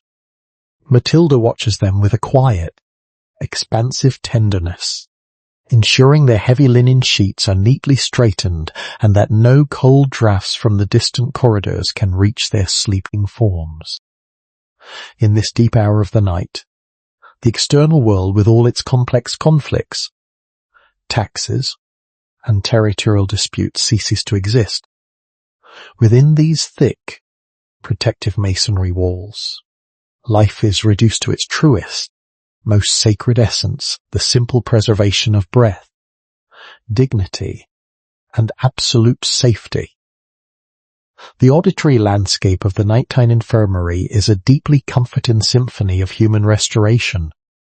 There is the occasional soft sigh of a dreamer, the rhythmic, low drone of a sleeping elder, and the gentle, distant crackle of the hearth fire being tended by a silent stoker in the next room.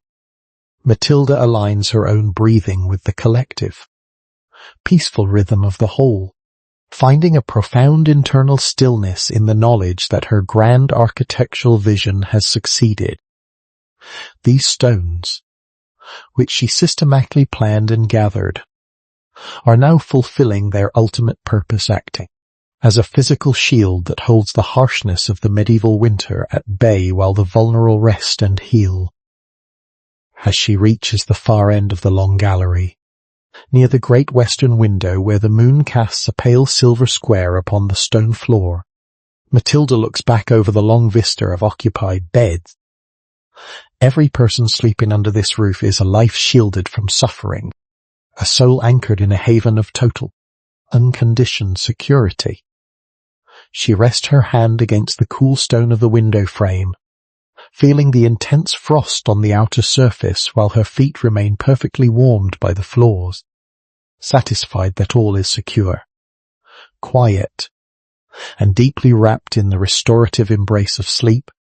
The Queen continues her quiet vigil, a solitary guardian of peace moving through the beautiful, amber-lit shadows of her own mercy. The long, frozen stasis of the Saxon winter gently yields to the inexorable arrival of spring. bringing a soft, vibrant awakening to the monastery grounds. Across the valleys, the thick, heavy blankets of white snow begin to melt under the steady warmth of a new sun, turning into clear, rushing rivulets of water that feed the thirsty earth. The crisp, biting air of the past months is replaced by a gentle, moisture-rich breeze that carries the sweet, unmistakable scent of damp soil, thawing moss, and the fresh vitality of a landscape reborn, when the well-tended monastic garden beds, which have slept securely through the freeze, the dark earth begins to stir, coaxing forth the first delicate, pale green shoots of lavender, chamomile, and thyme in the morning light. Queen Matilda walks along the wide gravel pathways of the garden, her steps unhurried as she observes this quiet, annual miracle of regeneration. The brown, dormant plots that she had carefully prepared in the autumn are now punctuated by tiny, vibrant points of emerald and silver, each leaf pushing steadily through the soil with an unbothered, natural confidence. She kneels on the damp earth, her fingers gently clearing away the stray pieces of winter mulch to give the young shoots maximum access to the sun's returning rays. The touch of the soil is no longer freezing, but cool, soft, and full of potential life, a physical reminder that no winter lasts forever and that out of the deepest darkness, healing will inevitably bloom. The architecture of the Abbey garden is perfect design to foster this seasonal transition. The high limestone walls block the lingering northern draughts, trapping the spring sunshine within the courtyard like a warm, protective basin. The stones themselves, having stood cold for months, now absorb the midday heat, radiating a soft warmth back in the peripheral soil beds where the most sensitive culinary and medicinal herbs are planted. Matilda watches the industrious honeybees as they emerge from their winter hives, their low, steady humming creating a comforting, hypnotic drone that fills the vibrant garden air, a sound that signals a return to abundance and natural harmony. As the days grow longer, the growth in the garden accelerates, transforming the geometric plots into a beautiful, multi-textured tapestry of living green. The lemon balm spreads rapidly, its crinkled leaves releasing a sharp, uplifting burst of citra aroma whenever trailing mantle brushes past.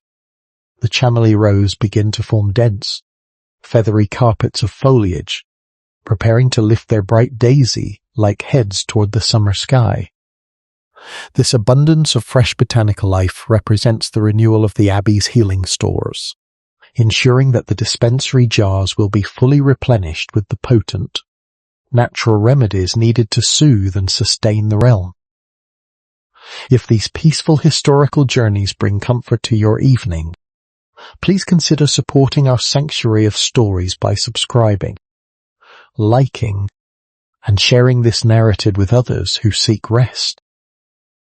With the setting of the spring sun, which now lingers long on the western horizon, the garden is bathed in a soft, pearlescent twilight. The newly sprouted leaves catch the fading light, glowing with a gentle brightness against the dark, rich loam. Matilda stands by the central stone sundial, looking out over the awakening oasis she so meticulously cultivated. The rhythm of the seasons has come full circle, and her sanctuary stand firm, ready to use the fresh bounty of the earth to continue their quiet, unshakable mission of comfort, healing, and unconditional mercy for all who wander through their gates. The golden light of a clear spring dawn breaks softly over the valley, illuminating the expansive rose gardens that frame the eastern wall of Nordhausen Abbey. The morn air is remarkably still and crisp, carrying the heavy, intoxicating scent of damp earth and opening blossoms. Before the sun rises high enough to dry the landscape, Queen Matilda steps in the garden paths, carrying a shallow silver bowl and a collection of soft, clean linen sponges. This is the hour of the delicate collection of early morning dew, a quiet and meticulous task that requires patience, a light touch, and unhurried spirit. Millions of tiny, crystalline droplets of dew cling perfectly to the velvet surface of the wild rose petals, gleaming like miniature pearls in the pale morning light. Matilda moves systematically from bush to bush, her long woolen sleeves gathered back to avoid brushing against the tawny stems.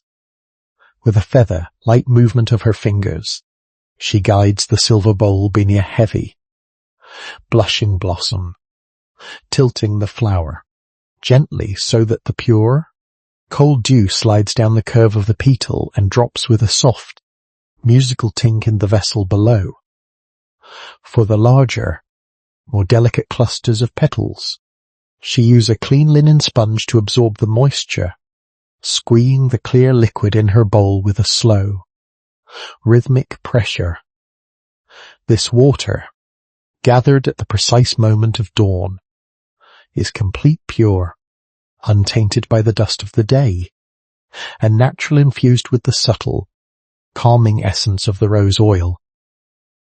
The purpose of this morning harvest is deeply integrated in the Abbey's medical repertoire. In the 10th century, distilled or purified water is a rare and precious commodity, and the dew collected from these specific roses is highly prized for its natural antiseptic and anti-inflammatory properties. Once gathered, the water is filtered through layers of fine silk and stored in dark glass carafes within the cool depths of the dispensary. Matilda uses this soothing water to clean the sensitive wounds of the injured, finding that its natural purity prevents the onset of fevers, and to cool the flushed, burning skin of those suffering from acute respiratory illnesses during the seasonal transition. The ritual of the collection is profoundly peaceful, a quiet communion with the natural world that sets a tone of deep serenity for the rest of the day. The only sounds in the garden are the distant, melodic chirping of the valley birds waking up in the ancient beech trees and the steady, soft splash of the droplets accumulating in the silver bowl. Matilda's mind is entirely focused on the physical reality of the task, the texture of the wet petals, the coldness of the silver against her palms, and the subtle shift of the light as the sun climbs higher. There is no space for the anxiety of statecraft or the noise of court life in this quiet corner. Here, life is simplified to a single, pure act of gathering comfort from the earth. By the time the first sunbeams hit the stone floor of the adjacent cloister, the rose petals have begun to dry naturally in the warming air, signaling the end of the harvest. Matilda stands up, her bowl half filled with the shimmering, crystal clear liquid, which catches the sunlight and reflects dancing patterns of gold across the limestone wall. She carries the vessel carefully toward the dispensary, her steps slow and steady to prevent a single drop of the precious water from spilling. In this simple morning routine, she has once again demonstrated her ultimate philosophy that the path to true healing is woven from the smallest, most patient observations of nature, captured with love and dedicated entirely to the comfort of the weak and the forgotten. With the great abbeys functioning as central hearts of mercy, Queen Matilda expands her architectural vision outward, initiate the construction of smaller wayside shelters and sturdy stone bridges across the Saxon countryside. She recognizes that the journey towards safety can often be as hazardous as the wilderness itself, particularly for the elderly, the frail, and the humble pilgrims who travel on foot. Along the main thoroughfares and at the intersections of lonely forest tracks, she commissioned small, sturdy stoneway stations. These shelters are built from the same local limestone as the great abbeys, featuring thick, draft-proof walls and a simple slate roof designed to withstand the sudden, violent downpours of the changing season. Inside each shelter, a raised stone hearth stands ready, stocked with dry birch logs by the local abbey layout, offering an immediate, unhurried refuge where a traveller can dry their clothes and rest their limbs in absolute safety. Simultaneously, the Queen turns her attention to the dangerous river crossings that slice through the fertile valleys, where travellers once had to risk precarious wooden rafts or treacherous, slippery fords that swelled unpredictably with spring rain. Matilda brings the permanent security of stone engineering. Master bridge builders clear the riverbanks, driving massive oak piles deep in the watery clay to create the foundation for monumental stone piers. The construction moves with a slow, rhythmic patience, matching the steady flow of the river below. Heavy, precisely carved blocks of granite are lowered in the water, locked together with waterproof hydraulic mortar to form elegant, sweeping arches that rise gracefully above the high water line. Matilda frequently travels to these outlying construction sites, her presence a calm and stabilizing anchor for the rural labourers. She stands on the banks of the rushing Boda River, watching the masons use wooden centering frames to guide the placement of the massive keystone at the centre of a new arch. The sound of the river bubbling against the stone piers joins the slow, repetitive thuds of the masons' mallets, creating a peaceful, industrious atmosphere that transforms the wild landscape into space of human connection and care. The bridge is designed not for speed or military movement, but with wide, flat stone parapets and built-in benches, allowing a weary pilgrim pause mid-crossing, lean over the side, and watch the water pass beneath without any fear of falling or rushing. The integration of these wayside stations and bridges creates a fizzle pathway of compassion that extends the protective reach of the crown in the most remote corners of the realm. A peasant family travelling from a distant village no longer has to dread the onset of evening or the swelling of a river.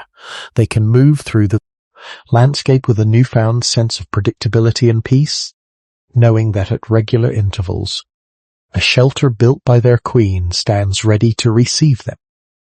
The air around these sites smells of damp river moss, fresh lime mortar, and the clean scent of the surround pine forests, a combination that signifies structure, safety, and a landscape that has been fundamentally softened by human kindness. As the sun begins its slow descent behind the forested ridges, casting long, golden lines of light through there, arches the newly completed stone bridge. The workmen gather their tools and wipe the stone dust from their hands. The river reflects the warm amber hues of the sky, flowing smooth and safely beneath the permanent monument of mercy. Matilda walks across the pristine stone deck, her steps unhurried as she tests the smooth line of the flags, satisfied that the bridge stands firm and completely secure. She looks back toward the little wayside shelter at the foot of the path, its chimney beginning to release a gentle curl of wood smoke into the twilight air, welcome the first travellers of the evening into an oasis of total peace. High above the timber roofs of the abbey, when the open stone arches of the great bell tower, the bronze bells of Quedlinburg hang in silent, majestic readiness, cast from a rich, secret alloy of copper and tin by the realm's finest master founders. These instruments are designed to emit a sound that is incredibly deep, warm, and entirely free of harshness. As the morn sun clears the eastern hills, a lay brother steps in the bell room, grasping the thick hemp pole rope with practiced, deliberate movements. With a slow, rhythmic pull, the heavy bronze begins to swing, releasing a magnificent, rolling chime that vibrates softly through the thick limestone walls and spreads outward across the wide Saxon landscape.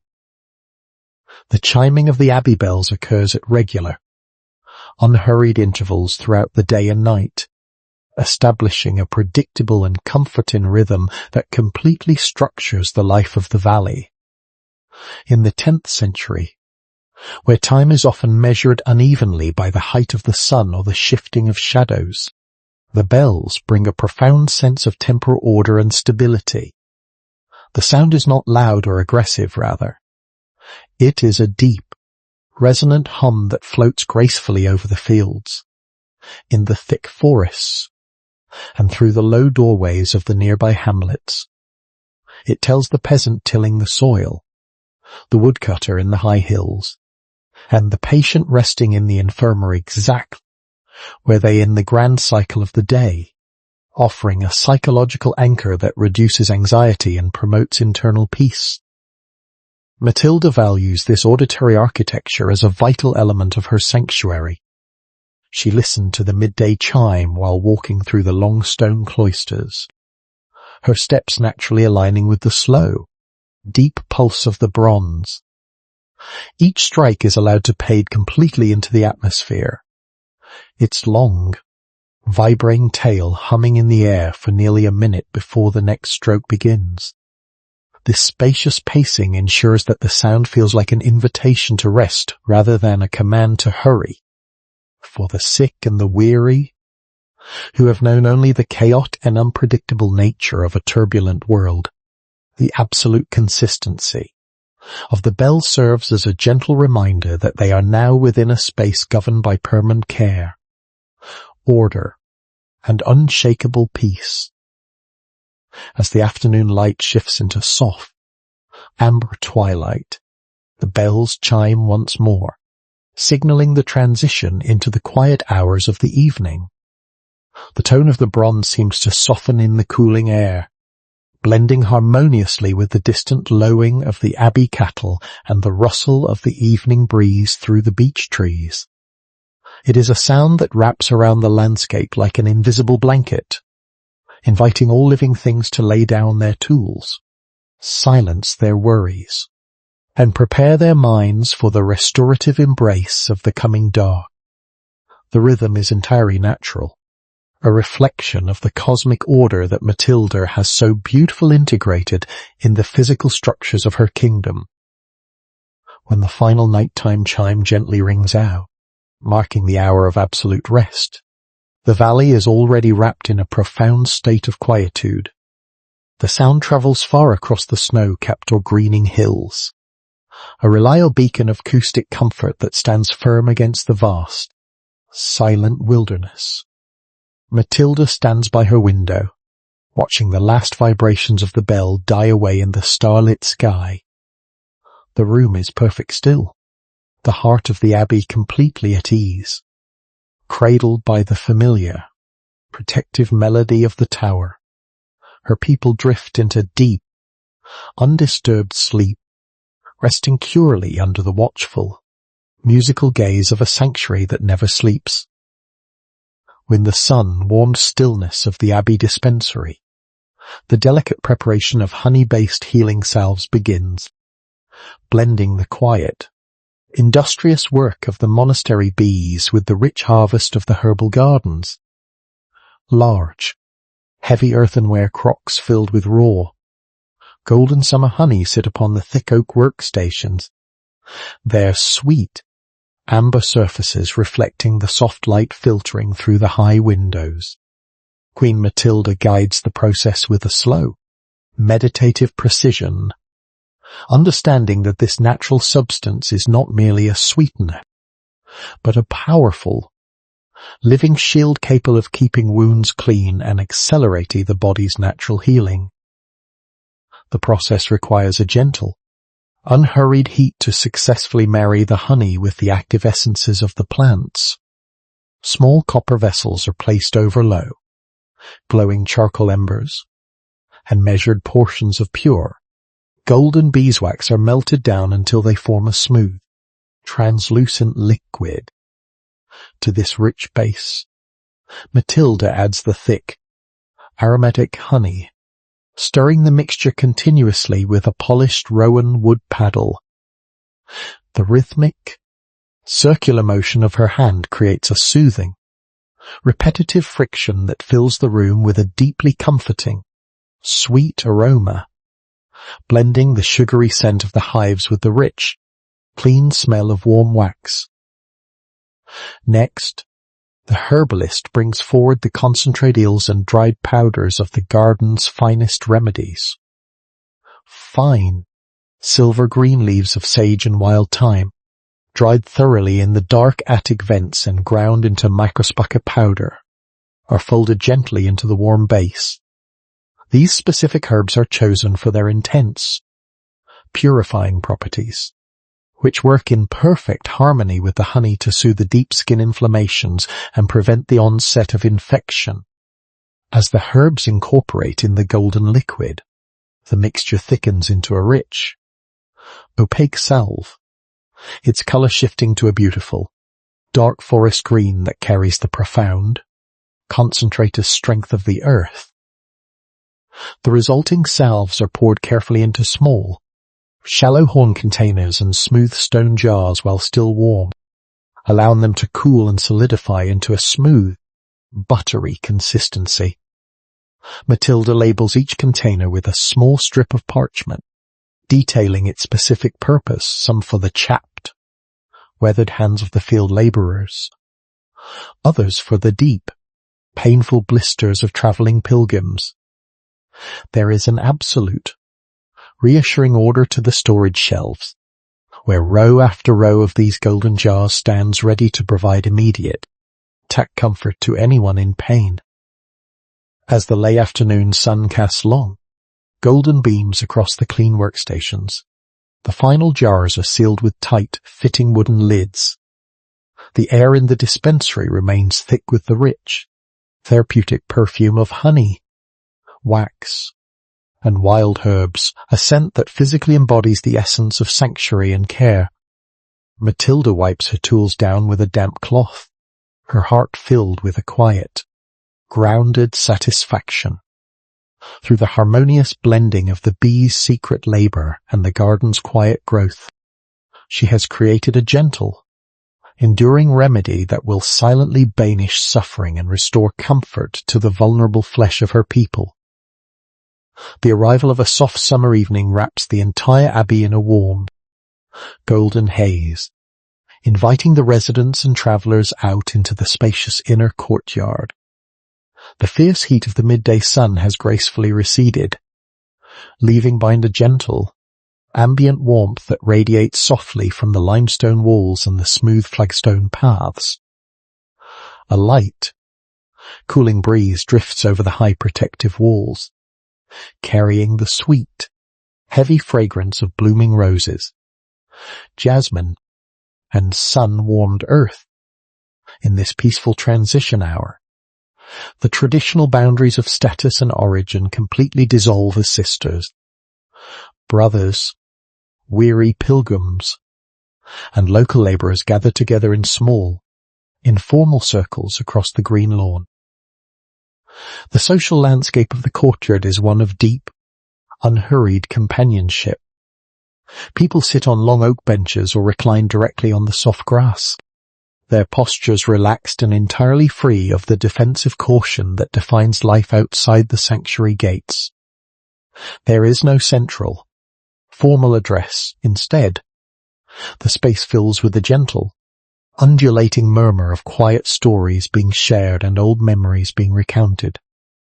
A travelling merchant describes the distant, bustling markets of the south, while an elder local farmer shares the generational lore of the Saxon soil. The low, melodic hum of their voices blends harmoniously with the rustle of the leaves and the occasional, sleepy chirp of a bird nesting in the ivy. Matilda moved quietly among the groups, her presence a subtle, stabilizing anchor of grace rather than a posing display of royalty. She holds no court here. Instead, she listens with a patient, attentive smile to the simple joys and hardships of her people.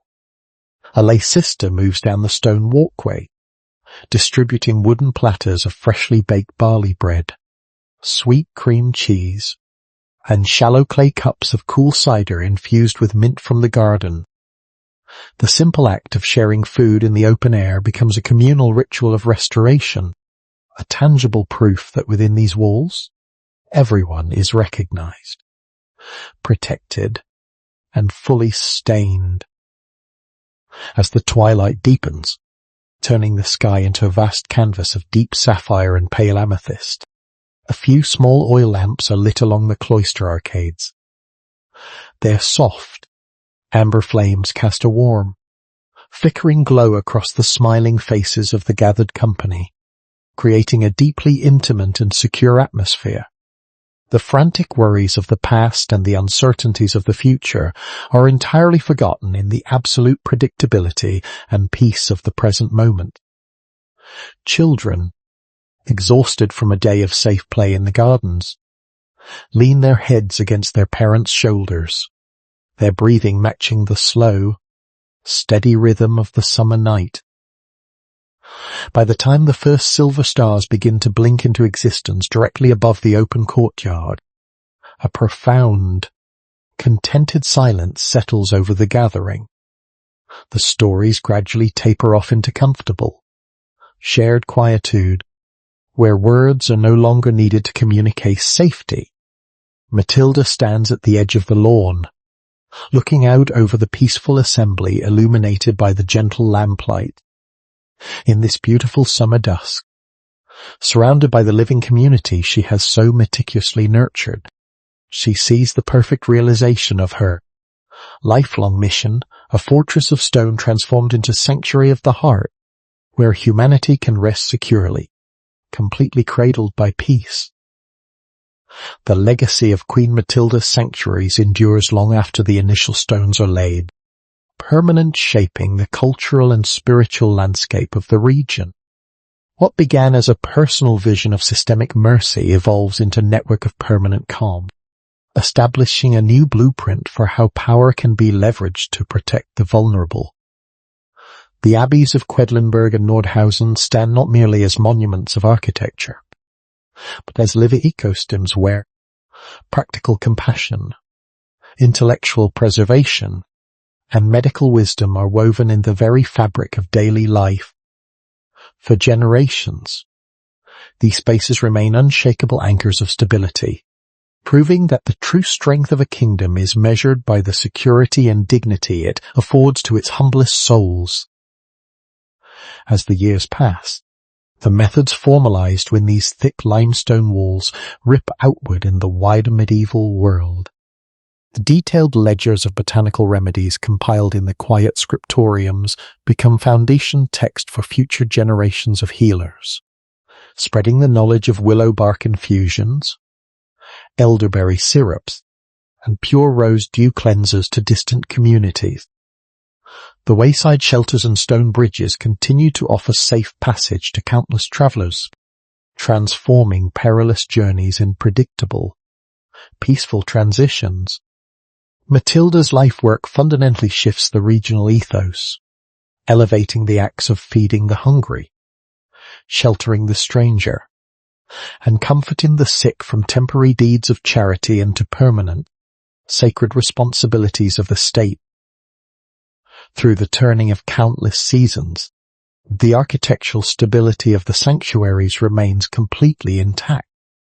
The great hearths continue to radiate their deep, amber warmth against the dressed stonework.